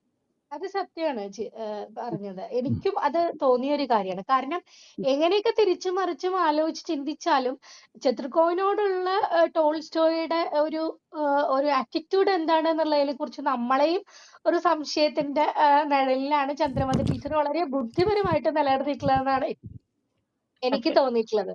പിന്നെ ടോൾസ്റ്റോയ്ക്ക് ശരിക്കും ഒരു മെയിൽ ഈഗോ നല്ല പോലെ ഉണ്ടായിരുന്ന ഒരാളാണ്. അതുപോലെ തന്നെ തന്റെ ഭാര്യ മറ്റൊരു പുരുഷനോട്, അത് പ്രായം കുറഞ്ഞവരായാലും കൂടിയവരായാലും മറ്റൊരു പുരുഷനോട് കൂടുതൽ അടുത്തിടപഴകുന്നതോ അല്ലെങ്കിൽ അവർക്ക് വേണ്ടിയിട്ട് അവരുടെ സാമീപ്യത്തിൽ അവർ സന്തോഷവതിയാകുന്നതോ അംഗീകരിക്കാനോ ഇഷ്ടപ്പെടാനോ അദ്ദേഹത്തിന് സാധിക്കുന്നില്ല. അത് ഇപ്പൊ ഈ പറഞ്ഞതുപോലെ തന്നെ അദ്ദേഹം എത്രത്തോളം ഭൂമിയിലുള്ള എല്ലാത്തരം മനുഷ്യർക്ക് വേണ്ടി നിലകൊള്ളുന്നു എന്ന് പറയുമ്പോഴും അങ്ങനെയാണെങ്കിൽ സ്വാഭാവികമായിട്ടും എല്ലാ തരത്തിലുള്ള കാര്യങ്ങളില് മറ്റുള്ളവരെ മനസ്സിലാക്കാനും മനുഷ്യനെ മനസ്സിലാക്കാനും അവന്റെ പലതരത്തിലുള്ള വിഷമതകൾ മനസ്സിലാക്കാനും ടോൾസ്റ്റോയ്ക്ക് സാധിക്കേണ്ടതായിരുന്നു. പക്ഷെ ടോൾസ്റ്റോയ്ക്ക് പലപ്പോഴും അത് സാധിക്കുന്നില്ല. ടോൾസ്റ്റോയ്ക്ക് തന്നെ അത് മനസ്സിലാവുന്നുണ്ട്, താൻ പല സ്ഥലത്തും വൈരുദ്ധ്യാത്മകമായിട്ടുള്ള നിലപാടാണ് സ്വീകരിക്കുന്നത് എന്ന്. അത് സോണിയ ചൂണ്ടിക്കാണിക്കുമ്പോഴും അല്ലെങ്കിൽ ഒരു എതിർപ്പിന്റെ സ്വരത്തിൽ പറയുമ്പോൾ പോലും സോണിയേനെ പലപ്പോഴും എന്റെ ഈ ഡയറി എഴുതി വെച്ചിട്ട് പറയുന്നുണ്ട്, ഇത് പ്രസിദ്ധീകരിക്കുമ്പോൾ ആളുകൾ അറിയട്ടെ അവളൊരു അസുഖക്കാരിയായിരുന്നു എന്ന്. ഒന്ന് ആലോചിച്ച് നോക്കൂ, അസുഖക്കാരി എന്ന് ഉദ്ദേശിക്കുന്നത് അവൾ മെന്റലി എന്താ പറയാ, അവള് എന്താ പറയാ, ഒരു നല്ല നിലയിലുള്ളവളല്ല തന്നെയാണ് ടോൾസ്റ്റോയ് പറയുന്നത്. അതായത് ശരിയല്ല, അല്ലെങ്കിൽ അവളുടെ മാനസിക നില തകരാറിലാണ്, അവൾക്ക് എന്റെ ഒപ്പം മാനസിക ആരോഗ്യമുള്ള ഒരാളെ പോലെ പെരുമാറാൻ സാധിക്കുന്നില്ല എന്നുള്ളത് എല്ലാ ഡയറി കുറിപ്പുകളിലും അദ്ദേഹം എഴുതി വെക്കുന്നു. അതോടൊപ്പം തന്നെ നമുക്ക് അംഗീകരിക്കാൻ പറ്റാത്ത ഒരു കാര്യം, ആ ഡയറി കുറിപ്പുകൾ അത് മറ്റൊരാൾക്ക് വായിക്കാൻ കൊടുക്കുന്നു, പ്രസിദ്ധീകരിക്കാനായിട്ട് കൊടുക്കുന്നു. അത് കുറച്ചു നാള് മുൻപ് പറഞ്ഞത് ടോൾസ്റ്റോയ് നമുക്ക് രണ്ടുപേർക്കും ഡയറികൾ എഴുതാം, നമ്മുടെ രണ്ടുപേരുടെയും വികാര വിചാരങ്ങളെ നമുക്ക് പരസ്പരം അങ്ങനെ മനസ്സിലാക്കാം, എന്നിട്ട് അതിനനുസരിച്ച് നമുക്ക് പ്രതികരിക്കാം. അതായത് നമുക്ക് പരസ്പരം വിട്ടുവീഴ്ചകളും മറ്റു കാര്യങ്ങളൊക്കെ ചെയ്തിട്ട് മുന്നോട്ട് പോകാം എന്ന് പറയുന്ന ടോൾസ്റ്റോയ് അതൊരിക്കലും പ്രാവർത്തികമാക്കുന്നില്ല എന്നുള്ളത് നമുക്ക് വളരെ പച്ചയായിട്ട് മനസ്സിലാക്കാൻ പറ്റും. പക്ഷെ സോഫിയ ഡയറി എഴുതുന്നത് തീർച്ചയായിട്ടും ടോൾസ്റ്റോയ്ക്ക് വായിക്കാനും, ടോൾസ്റ്റോയ് എന്റെ മനസ്സറിയണേ, ടോൾസ്റ്റോയ് എന്നെ അതിൽ നിന്ന് മനസ്സിലാക്കണേ, എന്നെ തിരിച്ചറിയണേ, എന്നെ കൂടെ അദ്ദേഹത്തിന്റെ കൂടെ നടത്തണേ എന്നാണ് അവര് ഓരോ ഡയറി കുറിപ്പിലും ആഗ്രഹിക്കുന്നത് എന്ന് നമുക്ക് മനസ്സിലാവും. പക്ഷെ ടോൾസ്റ്റോയ് അങ്ങനെ ചെയ്തിട്ടുണ്ട് എന്ന് എനിക്ക് തോന്നിയിട്ടില്ല. പക്ഷെ ചന്ദ്രമ ടീച്ചർ വളരെ ബുദ്ധിപൂർവ്വം അത് ആ രീതിയിൽ ചെയ്തു എന്ന് തന്നെയാണ് ഞാൻ വളരെ തുറന്ന് ഉള്ള രീതിയിൽ പറയാണ് ട്ടോ. അങ്ങനെയാണ് എനിക്ക് വായിച്ചപ്പോ തോന്നിയത്. പക്ഷെ അതൊരു തരത്തിൽ ശരിയായിരിക്കാം. ഒരു എഴുത്തിന്റെ രീതിയിൽ അത് ശരിയായിരിക്കാം. എഴുത്തുകൾ പലപ്പോഴും എഴുതി കഴിഞ്ഞ് കഴിഞ്ഞാൽ പിന്നെ വായനക്കാർക്കായിട്ട് വിട്ടുകൊടുക്കുകയാണല്ലോ. അപ്പോ നമുക്കങ്ങനെ ചിന്തിക്കാം. അല്ലാതെ ചിന്തിക്കുന്നവരും ഉണ്ടാവും. പക്ഷെ പക്ഷെ ഈഗോ ആണ്. അവസാന ഘട്ടത്തില് ടോൾസ്റ്റോയ് വളരെയധികം സൗമനസ്യത്തോടു കൂടിയിട്ടാണ് സോണിയെ കാണുന്നത്. എന്നുവെച്ചാൽ സോണിയെ പറ്റിയിട്ട് വളരെ കൺസേൺഡ് ആണ് അദ്ദേഹം.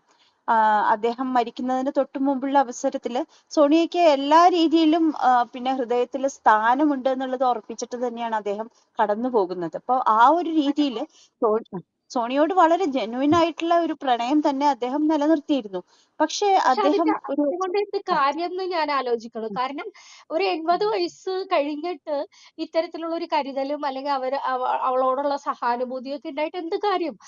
17, 18 വയസ്സില് അല്ലെങ്കിൽ 14 വയസ്സില് താൻ പ്രണയം പറയുകയും 18 വയസ്സില് താൻ കല്യാണം കഴിക്കുകയും 37 വയസ്സാവുമ്പോഴേക്കും അദ്ദേഹത്തിന്റെ എത്രയോ 12 കുട്ടികളെ പ്രസവിക്കുകയൊക്കെ ചെയ്ത ഒരു സ്ത്രീയോട് ആ കാലങ്ങൾ മുഴുവൻ ഏറ്റവും കൊച്ചുകുട്ടി, ചെറിയ കുട്ടിയുടെ കാലം മുതല് അവർക്കൊരു 70 അല്ലെങ്കിൽ ഒരു 60, 65 അവരുടെ ജീവിതം അവസാനിക്കുന്ന കാലം വരെയും ഇത്തരത്തിൽ പെരുമാറുകയും ചെയ്തിട്ട് അവസാന കാലത്ത് അങ്ങനെ ചെയ്തിട്ട് എന്ത് കാര്യം? അതിലെന്താണുള്ളത്? അപ്പൊ ഒരു വ്യക്തി എന്നുള്ള നിലയ്ക്ക്, ഒരു മനുഷ്യ ജീവൻ എന്നുള്ള നിലയ്ക്ക് ഏത് രീതിയിലാണ് നമുക്കതിനെ ന്യായീകരിക്കാനായിട്ട് സാധിക്കുക? 80ാമത്തെ വയസ്സില് ചാവാറാവണ, വളരെ പച്ചയ്ക്ക് പറയുകയാണെങ്കിൽ ചാവാറാവണ സമയത്ത് അയ്യോ പാവം അവൾ എനിക്ക് വേണ്ടി ഒരുപാട് ത്യാഗം സഹിച്ചു എന്ന് പറഞ്ഞാൽ ഒരു അർത്ഥമില്ലല്ലോ. അവൾക്ക് പ്രണയം വേണ്ട സമയത്ത്, അവൾക്ക് കരുതൽ വേണ്ട സമയത്ത്, അവൾക്ക് സ്നേഹം വേണ്ട സമയത്ത്, അവളുടെ ആരോഗ്യം ശ്രദ്ധിക്കേണ്ട സമയത്ത്, അവളുടെ വികാരങ്ങൾക്ക് തുല്യ പ്രാധാന്യം കൊടുക്കേണ്ട സമയത്ത് ഒരു തരത്തിലും ആ ഒരു രീതിയിൽ ഒരു സഹാനുഭൂതി ചില സമയങ്ങളിൽ വരുന്നല്ലാതെ കണ്ടിട്ട് ഒക്കെ ഒരു ഡോമിനന്റ് ആയിട്ട് നിന്നിട്ട് പിന്നെ ബാക്കി ചാവാൻ കാലത്ത് ഞാൻ നിന്നെ വളരെ ഇതായിട്ടാണെന്ന് അതിന് യാതൊരു അർത്ഥവും ഇല്ല സത്യത്തില്. ആ ഒരു ഇത് വരുമ്പോഴാണ് എനിക്ക് അത് ഇപ്പൊ ടോൾസ്റ്റോയ് അല്ല, ഏതൊരു പുരുഷനായാലും ഏതൊരു മനുഷ്യനായാലും എനിക്ക് ഇങ്ങനെയൊക്കെ തന്നെ തോന്നുള്ളൂ. അതാണ് ഞാൻ ഉദ്ദേശിച്ചത്. എന്തൊക്കെ നമ്മൾ പക്ഷെ വളരെ ന്യായീകരിക്കാൻ ദുർബല ചിത്തനായ ഒരു മനുഷ്യനാണല്ലോ. അപ്പോ മറ്റുള്ളവർ പറയുന്നതെല്ലാം അന്ധമായി വിശ്വസിക്കുന്നു എന്നുള്ള ഒരു ആരോപണം പിന്നെ സോണിയ തന്നെ പറയുന്നുണ്ടല്ലോ പല ഘട്ടങ്ങളിലും, അല്ലേ ടീച്ചർ? അതെ, അത് ശരിയാണ്. ആ, പക്ഷെ അത് എന്താ പറയാ, ഈ സോണിയയുടെ പല പ്രവൃത്തികളും ടോൾസ്റ്റോയ്ക്ക് ഇഷ്ടപ്പെടാത്തത് അദ്ദേഹത്തിന്റെ ഈ സ്ത്രീ സങ്കല്പത്തിൽ നിന്ന് വിരുദ്ധമായിട്ടാണ് അവര് പെരുമാറുന്നത് എന്നുള്ളത് കൊണ്ടാണ്. അങ്ങനെയാണ് എനിക്ക് തോന്നിയിട്ടുള്ളത്. അതാണ് ഈ അടിസ്ഥാനപരമായ ആ ഒരു ഭേദമാണ്, ആ ഒരു വ്യത്യാസമാണ് ഈ പ്രശ്നങ്ങളുടെയൊക്കെ കാരണം. ടോൾസ്റ്റോയ്ക്ക് സോണിയയോട് അസൂയയുണ്ട്. ടാനിയവനോടൊപ്പം ഇരിക്കുമ്പോൾ അല്ലെങ്കിൽ ഫെറ്റിനോടൊപ്പം ഇരിക്കുമ്പോൾ അപ്പോഴൊക്കെ അദ്ദേഹത്തിന് അസൂയ വരുന്നുണ്ട്. പക്ഷെ സോണിയയും മോശമല്ല. കാരണം ആ മാനേജറുടെ ഭാര്യയോടൊപ്പം ടോൾസ്റ്റോയ് സംസാരിക്കുകയും ഡിസ്കസ് ചെയ്യുകയും അവരിത്തിരി ഇന്റലക്ച്വൽ ആയ ലേഡിയാണ്. അവരോടൊപ്പം അതൊക്കെ ചെയ്യുമ്പോൾ, അതൊക്കെ സംസാരിക്കുകയും ഡിസ്കസ് ചെയ്യുകയും ചെയ്യുമ്പോൾ സോണിയയ്ക്കും അതിഭയങ്കരമായ അസൂയ വരുന്നുണ്ട്. പക്ഷെ അവളത് പ്രകടിപ്പിക്കുന്നില്ല. ടോൾസ്റ്റോയ് അത് വെർബലായിട്ട് പ്രകടിപ്പിക്കുന്നു. അതാണ് അവർ തമ്മിലുള്ള ആ ഒരു വ്യത്യാസം. പിന്നെ ഈ പറഞ്ഞ പോലെ ഒരു നോവല് അതിന് ഇത്രയും പേജുകൾ, ഞാൻ ആദ്യം ഓർത്തത് സെക്കൻഡ് പാർട്ടായിട്ട് ഇതിൽ തന്നെ ഈ ഓഡിയോയിൽ തന്നെ സെക്കൻഡ് പാർട്ടായിട്ട് വിധവയായിട്ടുള്ള സോണിയയെ അവതരിപ്പിക്കാം എന്നായിരുന്നു. കാരണം അത്രയ്ക്കും മെറ്റീരിയൽ അവിടെ ഉണ്ട്. പക്ഷെ അപ്പോ എന്താ പറ്റുന്നതെന്ന് വെച്ചാൽ പുസ്തകത്തിന്റെ പേജ് നമ്പർ കൂടും, ആൾക്കാർക്ക് വാങ്ങിക്കാൻ ഒരു അവേർഷൻ തോന്നും, ഒരു വെറുപ്പ് തോന്നും. കാരണം നമുക്ക് കയ്യിൽ പിടിച്ചു വെച്ച് വായിക്കണ്ടേ, അതല്ലേ നമ്മുടെ ആവശ്യം. അതിന് പറ്റാതെ വരുമ്പോൾ അതൊക്കെ കൊണ്ടാണ്, എന്തെങ്കിലും അതൊക്കെ വരുമ്പോൾ നിങ്ങൾ ഈ പറഞ്ഞ ഞാൻ വിട്ടുപോയതാണ്, മനഃപൂർവ്വം വിട്ടാണെന്നൊക്കെ പറയുന്ന ഈ പോയിന്റുകൾ കുറച്ചുകൂടെ ക്ലിയർ ആയിട്ട് വന്നേനെ എന്ന് എനിക്ക് ഇപ്പോ തോന്നുന്നുണ്ട്. മാത്രമല്ല ഇതില് ഡോസ്റ്റോവിസ്കിയുടെ സ്വഭാവവും ടോൾസ്റ്റോയുടെ ഒരു സ്വഭാവമായിട്ട് ഒരു കമ്പാരിസൺ വരുന്നുണ്ടല്ലോ. അപ്പോൾ ഡോസ്റ്റോവസ്കിയുടെ ഭാര്യയിൽ നിന്ന് അദ്ദേഹത്തിന്റെ സ്വഭാവത്തിനെ പറ്റിയിട്ടൊക്കെ ചോദിച്ചറിയുന്നുണ്ട്. അപ്പോൾ അവര് തമ്മിലുള്ള സംഭാഷണത്തിൽ നിന്ന് വളരെ ഡിഫറെന്റ് ആയിട്ടുള്ള ഒരു സ്വഭാവം ആണ് രണ്ടുപേർക്കും ഉള്ളത് എന്നുള്ളത് നമുക്ക് മനസ്സിലാക്കാൻ പറ്റും. അദ്ദേഹം വളരെ കമ്പാഷനേറ്റ് ആണ്. അതേസമയം ടോൾസ്റ്റോയ് യാതൊരു തരത്തിലും കോംപ്രമൈസ് ചെയ്യാത്ത വ്യക്തിയാണ്. പ്രത്യേകിച്ച് സോണിയ പ്രസവിച്ച് കിടക്കുമ്പോൾ ആദ്യത്തെ കുട്ടി ഉണ്ടായതിനു ശേഷം അവൾക്ക് കുഞ്ഞിന് മുലപ്പാൽ കൊടുക്കാൻ പറ്റാതെ വരുമ്പോൾ പുറത്തുനിന്ന് ഒരു സ്ത്രീയെ അറേഞ്ച് ചെയ്യാമെന്ന് പറയുന്നൊന്നും ഇദ്ദേഹം സമ്മതിക്കുന്നില്ല. ഒരു സ്ത്രീയുടെ ശാരീരിക അവസ്ഥകളെ പറ്റിയിട്ട് ഒട്ടും ഒരു മാനിക്കാത്ത ഒരു വ്യക്തിയായിട്ടാണ് അവിടെ അദ്ദേഹം പ്രത്യക്ഷപ്പെടുന്നത് പല ഘട്ടത്തിലും. അവസാനം മറ്റൊരു സ്ത്രീയുടെ കുട്ടിക്ക് പിന്നെ മുലയൂട്ടമ്മയെ വെക്കാനായിട്ട് അദ്ദേഹം തീരുമാനിക്കുകയും ചെയ്യുന്നുണ്ട്. അപ്പോ ഒരു കൺസിസ്റ്റന്റ് ആയിട്ടുള്ള അസ്ഥിരമായ സ്വഭാവം ഉള്ള ഒരു വ്യക്തിയാണെന്ന് പല ഘട്ടങ്ങളിലും അറിയുന്നുണ്ട്. പക്ഷെ ഡോസ്റ്റോവസ്കി ആയിട്ട് കമ്പയർ ചെയ്യുമ്പോൾ അദ്ദേഹത്തിന്റെ വളരെ നല്ലൊരു സമീപനവും ഇദ്ദേഹത്തിൻ്റെതായ വളരെ ഷോർട്ട് ടെമ്പേർഡ് ആയിട്ടുള്ള വളരെ അൺകോംപ്രമൈസിങ് ആയിട്ടുള്ള ഒരു ക്യാരക്ടറായിട്ട് നമുക്ക് തോന്നുന്നുണ്ട്. അതെ, അവർ തമ്മിലൊരു കമ്പാരിസൺ ഞാനത് ഉദ്ദേശിച്ചിരുന്നില്ല നോവലില്. പക്ഷെ എന്തായാലും രണ്ട് എഴുത്തുകാരുടെ ഭാര്യമാർ തമ്മിൽ കാണുമ്പോൾ കുറച്ചെങ്കിലും ഭർത്താക്കന്മാരെ കുറിച്ച് സംസാരിക്കണ്ടേ എന്ന് കരുതി മിനിമം ആയിട്ടുള്ള ഇൻഫർമേഷനാണ് ഞാൻ ആ ചാപ്റ്ററിൽ ഉൾപ്പെടുത്തിയിട്ടുള്ളത്. പക്ഷെ അതില് ഈ ഡോസ്റ്റോവസ്കിയും അന്നയെ കണ്ടുമുട്ടുന്നതിന് മുമ്പ് കുറച്ച് സ്വതന്ത്രമായ അരാജക ജീവിതം നയിച്ചിരുന്നു. അത് അതിലൊരു സൂചന കൊടുക്കുന്നുണ്ട്. അത് പറയുന്നുണ്ട് അദ്ദേഹത്തിന്റെ അത് ഡയറികൾ പറയുന്നുണ്ട്. എന്നെ കൊണ്ട് വായിപ്പിച്ചിരുന്നു എന്ന് പറയുന്നിടത്ത്. പിന്നെ അത് ഞാൻ ഇലാബറേറ്റ് ചെയ്യാൻ പോയില്ല, കാരണം അങ്ങനെ പോയി കഴിഞ്ഞാൽ ഈ പറഞ്ഞ പോലെ പേജുകളുടെ എണ്ണം കൂടും. പിന്നെ നമുക്കൊരു കൺട്രോൾ വേണ്ടേ, ഒരു എഡിറ്റിംഗ്, ഒരു നല്ല ഓഥർ, ഒരു നല്ല എഡിറ്ററും കൂടെ ആയിരിക്കട്ടെ. അതുകൊണ്ടാണ് അതിനെങ്ങനെ ഡെവലപ്പ് ചെയ്യാത്തത്. കുറച്ച് പക്ഷെ എനിക്ക് അറിഞ്ഞുകൂടാ ഡെവലപ്പ് ചെയ്തിരുന്നെങ്കിൽ എങ്ങനെ വരുമായിരുന്നു എന്ന്. പക്ഷെ ഈ രണ്ട് എഴുത്തുകാരും പരസ്പരം ബഹുമാനിച്ചിരുന്നവരാണ്. ഒരുപക്ഷെ സ്വഭാവ വൈരുദ്ധ്യങ്ങൾ കൊണ്ടാവാം, അല്ലെങ്കിൽ സ്വഭാവങ്ങൾ വളരെ ഇണങ്ങിച്ചേർന്ന് പോകുന്നത് കൊണ്ടാകാം. അത് എനിക്കറിയില്ല, അത് ഞാൻ ചെയ്തില്ല, കാരണം അത് എൻ്റെ ഉദ്ദേശമായിരുന്നില്ല. ഇനിയിപ്പം പുതിയ നോവൽ എഴുതുന്നുണ്ടോ ടീച്ചറെ? നോവലിന്റെ ഒരു പുതിയ നോവലിന്റെ ഒരു ആശയം മനസ്സിലുണ്ട്, ഒരു രൂപരേഖ.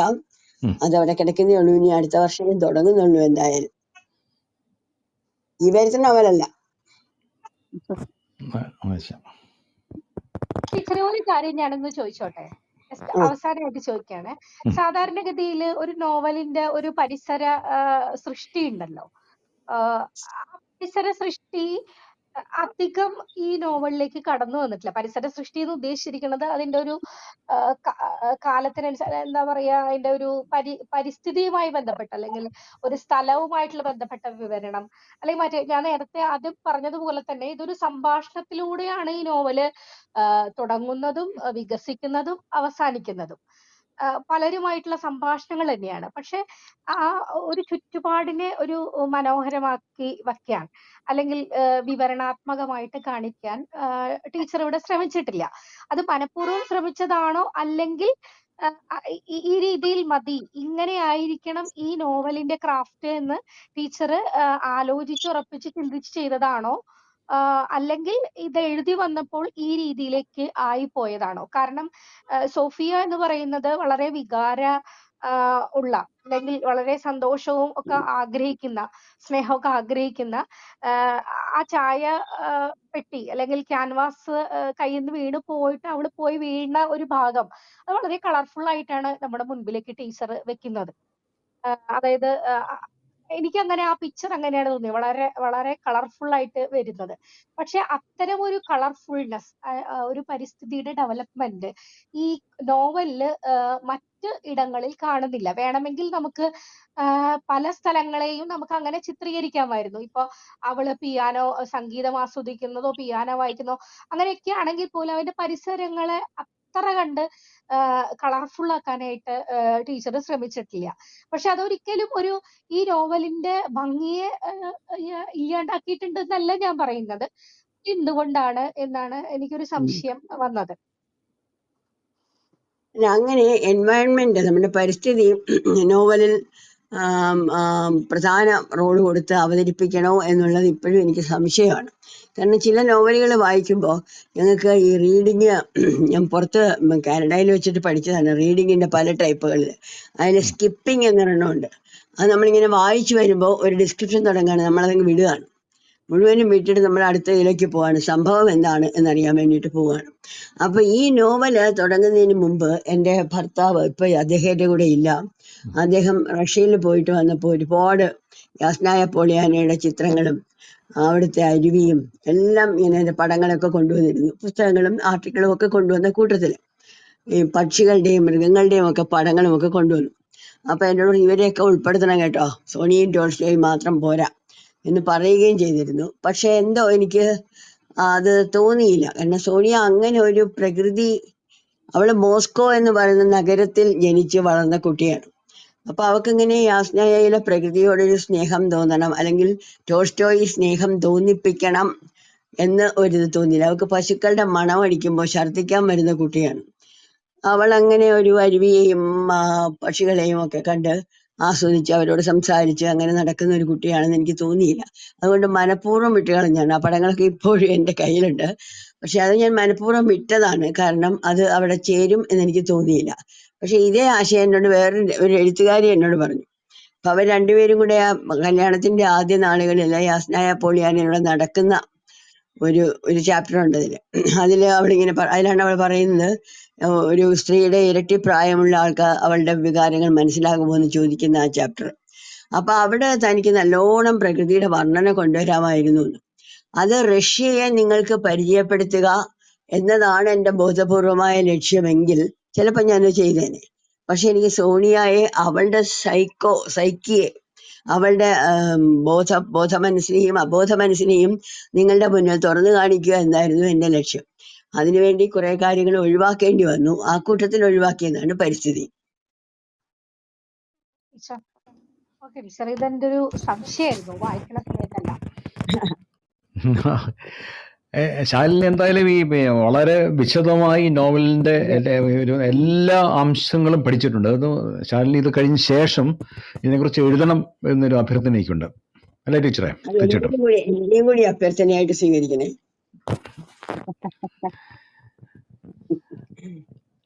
അപ്പം നമ്മൾ വളരെ സുദീർഘമായി, ഇപ്പൊ 1.5 മണിക്കൂർ കഴിഞ്ഞു അല്ലേ? അതെ അതെ, വളരെ സുദീർഘമായ ഒരു ചർച്ചയാണ് ടീച്ചറിന്റെ നോവലിനെ കുറിച്ച് ഉണ്ടായിട്ടുള്ളത്. ടീച്ചറും വളരെ ദീർഘമായി സംസാരിച്ചു, എല്ലാ ചോദ്യങ്ങൾക്കും ഉത്തരം നൽകി. അപ്പൊ ഇനിയും ചർച്ചകൾ ഉണ്ടാകട്ടെ എന്ന് നമുക്ക് പ്രതീക്ഷിക്കാം, അല്ലേ ഹേമ? അതെ അതെ, നമുക്ക് വളരെ ഹൃദ്യമായിട്ടുള്ള ഒരു ഇതിലാണ് ടീച്ചർ വന്നതും, അതുപോലെ തന്നെ നമ്മളോട് ഇത്രയും നേരം ക്ഷമയോടുകൂടി നമ്മളുടെ എല്ലാ ചർച്ചകളും കേട്ടിരുന്ന് മറുപടി തന്നതും. ഇങ്ങനെ ഒരു എപ്പിസോഡ് വാസ്തവത്തില് ടീച്ചർ സഹകരിച്ചില്ലെങ്കിൽ ഇത്രയും മനോഹരമായിട്ട് നമുക്ക് കംപ്ലീറ്റ് ചെയ്യാൻ പറ്റില്ലായിരുന്നു എന്നുള്ളതാണ്. തീർച്ചയായിട്ടും ശാലിനിയുടെ പ്രസന്റേഷൻ എടുത്തു പറയേണ്ടതാണ്. അത്ര വൃത്തിയായിട്ട് വായിച്ച ഒരാൾക്ക് ഇത്രയും ആത്മവിശ്വാസത്തോടു കൂടി അത് അവതരിപ്പിക്കാനും പറ്റുള്ളൂ. അതുകൊണ്ട് തന്നെ മാത്രമല്ല, എല്ലാ ഇതിലെ നൂക്ക് ആൻഡ് കോർണേഴ്സ് ഒക്കെ നമ്മൾ പറയുന്നത് പോലെ എല്ലാ വശങ്ങളും മനസ്സിലാക്കിക്കൊണ്ടാണ്. ഇപ്പോ ഈ പാരിസ്ഥിതികമായിട്ടുള്ള വിവരണം ഞാൻ വിചാരിച്ചത്, ടീച്ചർ മറുപടി പറയുന്നതിന് മുമ്പ് ഞാൻ വിചാരിച്ചത് ഒരുപക്ഷെ നമുക്ക് അത്ര പരിചിതമല്ലാത്ത ജീവിത സാഹചര്യങ്ങളാണല്ലോ റഷ്യയിലൊക്കെ. കാലഘട്ടവും അതെ, ഒരു നൂറ്റാണ്ട് മുൻപുള്ള സംഭവങ്ങളാണ്. അപ്പൊ അന്നത്തെ പരിസരങ്ങളെ നമ്മൾ പരിചയപ്പെടുത്തുമ്പോൾ തീർച്ചയായിട്ടും കൂടുതൽ റിസർച്ച് ആവശ്യം വരും എന്നുള്ളത് കൊണ്ടായിരിക്കാം. പക്ഷെ അത് ഒഴിവാക്കിയത് എനിക്ക് അങ്ങനെ ഫീൽ ചെയ്തില്ല. ഇപ്പോ പൊടി പിടിച്ച് പഴയ വസ്തുക്കള്, ഫർണിച്ചർ ഒരു വീട്ടിലേക്ക് ചെല്ലുമ്പോൾ എൻ്റെ അമ്മ എപ്പോഴും കയ്യിലൊരു തുണി പിടിച്ച് പൊടി തുടയ്ക്കുന്നത് ഓർമ്മ വന്നു എന്നൊക്കെ പറയുമ്പോൾ നമുക്ക് കുറച്ചൊക്കെ അതിനെ പറ്റിയിട്ടുള്ള ചിത്രങ്ങൾ കിട്ടുന്നുണ്ട്. അതേസമയം വളരെ ആഴത്തിലേക്ക് അത് ചിന്തിക്കേണ്ട ഒരു ഇതിലേക്ക് പോയില്ല സത്യത്തിൽ. നമ്മൾ കൂടുതലും ഈ സോഫിയയുടെ ഈ ക്യാരക്ടറിനെ കൂടുതൽ പഠിക്കാനും ടോൾസ്റ്റോയെ മനസ്സിലാക്കാനും ഒക്കെയുള്ള, അതുപോലെ ഒരുപാട് കഥാപാത്രങ്ങൾ മാറി മാറി വരുന്നുണ്ടല്ലോ. അപ്പൊ അവരുടെ എല്ലാം കൂടുതലും നമ്മൾ അത് മനസ്സിലാക്കാൻ ശ്രമിച്ചതുകൊണ്ട് ഈ ഒരു വിഷയം സത്യത്തിൽ ശ്രദ്ധയിൽ പെട്ടില്ല. ഏതായാലും ഒരു റേഡിയോ അവതാരകയാണെങ്കിലും ഇതേപോലെയുള്ള ഒരു നോവൽ ആസ്വാദനം അവതരിപ്പിക്കുന്ന ആദ്യമായതുകൊണ്ട് ശാലിനിക്ക് ഒരു ആശങ്ക ഉണ്ടായിരുന്നു. തൊട്ടു മുമ്പും എന്നോട് പറയുകയുണ്ടായി. അതിനൊന്നും ഒരു ഇടം നൽകിയിട്ടില്ല, ഒരു പ്രശ്നമില്ലാതെ അവതരിപ്പിച്ചു. വളരെ ഭംഗിയായി. സത്യത്തിൽ ഞാനാണ് നിങ്ങളോട് എല്ലാവരോടും നന്ദി പറയേണ്ടത്. കാരണം എന്താ വെച്ചാൽ കുറെ കാലങ്ങളായിട്ട് എനിക്കൊരു പേടിയായിരുന്നു സത്യത്തില്. എന്തെങ്കിലും പറയാനോ ചെയ്യാനോ പുസ്തകങ്ങൾ ഒരു പേജ് പോലും വായിക്കാൻ ഞാൻ എത്രത്തോളം ബുദ്ധിമുട്ടിയിരുന്നെന്ന് എനിക്ക് തന്നെ അറിയുള്ളൂ. പക്ഷെ അതിനൊക്കെ മറികടക്കാൻ ഇപ്പോഴും പേടിയുണ്ടായിരുന്നു. നല്ല പേടിയുണ്ടായിരുന്നു. എനിക്കത് എന്ത് ചെയ്യണം, എങ്ങനെ ചെയ്യണം, ഒന്നും അറിയാത്തൊരവസ്ഥയിലായിരുന്നു. പക്ഷെ ഞാനതിനെ ഞാൻ തന്നെ മനഃപൂർവ്വം എന്നെ മറികടക്കണല്ലോ, നേരത്തെ പറഞ്ഞതുപോലെ. സോഫിയെ മറികടക്കേണ്ട പോലെ എനിക്ക് എന്നെ മറികടക്കണല്ലോ. അപ്പൊ അതുകൊണ്ട് ഈ ഒരു അവസരത്തെ ഞാനങ്ങ് എന്താ പറയാ, വളരെ ഏഹ്, ഏഹ്, എന്താ പറയാ, ഇതന്നെയായിട്ട് വളരെ ഇതില് ഞാനത് സ്വീകരിക്കുകയായിരുന്നു. വെല്ലുവിളിയായിട്ടെന്നോ അല്ലെങ്കിൽ വളരെ സന്തോഷത്തോടു കൂടിയെന്നോ എങ്ങനെ വേണമെങ്കിൽ പറയാം. പക്ഷെ ഞാൻ വളരെ സന്തോഷിക്കുന്നു. സത്യത്തില് ഈ പുസ്തകം വായിക്കുമ്പഴ് എനിക്ക് ഭയങ്കരമായിട്ട് ഫീൽ ചെയ്തിട്ട് വായിച്ചൊരു പുസ്തകമാണ്. പല സംഭാഷണങ്ങളും ഞാൻ പറഞ്ഞല്ലോ. പലപ്പോഴും നമ്മളിത് എവിടെ കേൾക്കുന്നുണ്ടല്ലോ, ഇത് ഞാൻ എവിടെയോ കേട്ടിട്ടുണ്ടല്ലോ, ഇത് അല്ലെങ്കിൽ ഇടയ്ക്കിടയ്ക്ക് ഞാൻ കേട്ടുകൊണ്ടിരിക്കുന്നുണ്ടല്ലോ എന്ന് ഞാൻ വിചാരിച്ചിട്ടുള്ള പല കാര്യങ്ങളും ഇതിൽ പറഞ്ഞിട്ടുണ്ട്. അപ്പൊ എന്തായാലും സന്തോഷം. ഇനിയും ഇത്തരത്തിലുള്ള എഴുത്തുകൾ ഉണ്ടാവട്ടെ. ആരിൽ നിന്നായാലും, ടീച്ചർ മാത്രമല്ല, ആരിൽ നിന്ന് എഴുതിയാലും മനുഷ്യർക്ക് വായിക്കാനായിട്ട് ഇത്തരം സൃഷ്ടികൾ ഉണ്ടാവട്ടെ എന്നാണ് ഞാൻ ആത്മാർത്ഥമായിട്ട് ആഗ്രഹിക്കുന്നത്. സന്തോഷം, വളരെ സന്തോഷം. രണ്ടുപേർക്കും ഇത് നന്ദി. ശാലിനി പറയുമ്പോ അതെ. ഒരു വാക്കും കൂടി പറയണം ടീച്ചർ. ഈ ഒരു കഥാപാത്രം നമ്മളെ വളരെയധികം സ്വാധീനിക്കുന്നുണ്ട്. ഒരു നൂറ്റാണ്ട് മുൻപ് ജീവിച്ചിരുന്ന ഒരു സോണിയ ഈ നമ്മളുടെ മോഡേൺ ഔട്ട്ലുക്കിലെ ഒരു സ്ത്രീയായിട്ട് ഒരു സാമ്യവും ഇല്ല. എങ്കിൽ പോലും അവരുടെ ധൈര്യം, സ്ഥൈര്യം, ഇതെല്ലാം സഹിഷ്ണുത, ക്ഷമ, ഇതെല്ലാം നമുക്ക് വലിയ മാതൃകയാണ്. ജീവിതത്തിൽ എന്തുമാത്രം പ്രതിസന്ധി ഘട്ടങ്ങളിലും അവർ അതിനെയൊക്കെ മറികടന്നുകൊണ്ട് മുന്നോട്ട് തന്നെ പോവുകയാണ്. അവസാന ഘട്ടത്തിൽ ഒരു സന്യാസി മഠത്തിൽ അവർ അഭയം പ്രാപിച്ചിട്ട് അവിടുന്ന് തിരിച്ചു വരുന്ന ഒരു വരവൊക്കെ ഉണ്ടല്ലോ. അപ്പൊ വാസ്തവത്തിൽ അതുപോലെ ഒരു നാടോടി സ്ത്രീ അവരോട് ഒരു ഉപാധി പറഞ്ഞു കൊടുക്കുന്നതൊക്കെ വളരെ രസകരമായിട്ട് ടീച്ചർ അത് ചിത്രീകരിച്ചിട്ടുണ്ട്.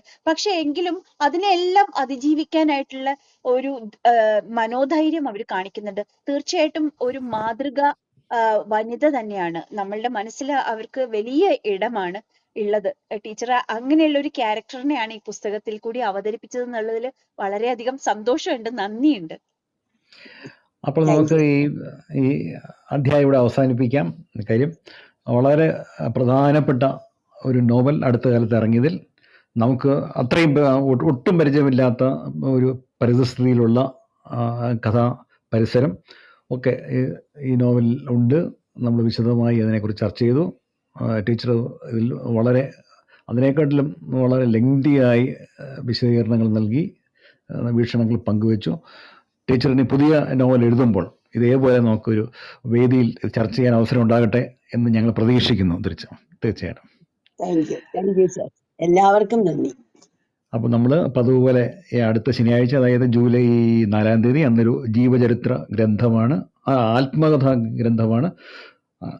അടുത്ത കാലത്ത് നമ്മളെ വിട്ടുപിരിഞ്ഞ പത്രപ്രവർത്തന രംഗത്തെ കുലപതിയായ TJS ജോർജിൻ്റെ ആത്മകഥയായ ഘോഷയാത്രയാണ് നമ്മൾ അടുത്ത ആഴ്ച ചർച്ച ചെയ്യുന്നത്. ഇത് അവതരിപ്പിക്കുന്നത് SD പ്രിൻസ്. അപ്പോൾ എല്ലാവരെയും ആ പരിപാടിയിലേക്കും പതുപോലെ ക്ഷണിക്കുന്നു. ഒരിക്കൽ കൂടി പ്രിയപ്പെട്ട ചന്ദ്രമതി ടീച്ചർക്കും നോവൽ അവലോകനം നടത്തിയ ശാലിനി പടിയത്തിനും ഇത് കേട്ട എല്ലാവർക്കും നന്ദി, നമസ്കാരം, ശുഭരാത്രി. എല്ലാവർക്കും ഒരിക്കൽ കൂടി നന്ദി, നമസ്കാരം, ശുഭരാത്രി.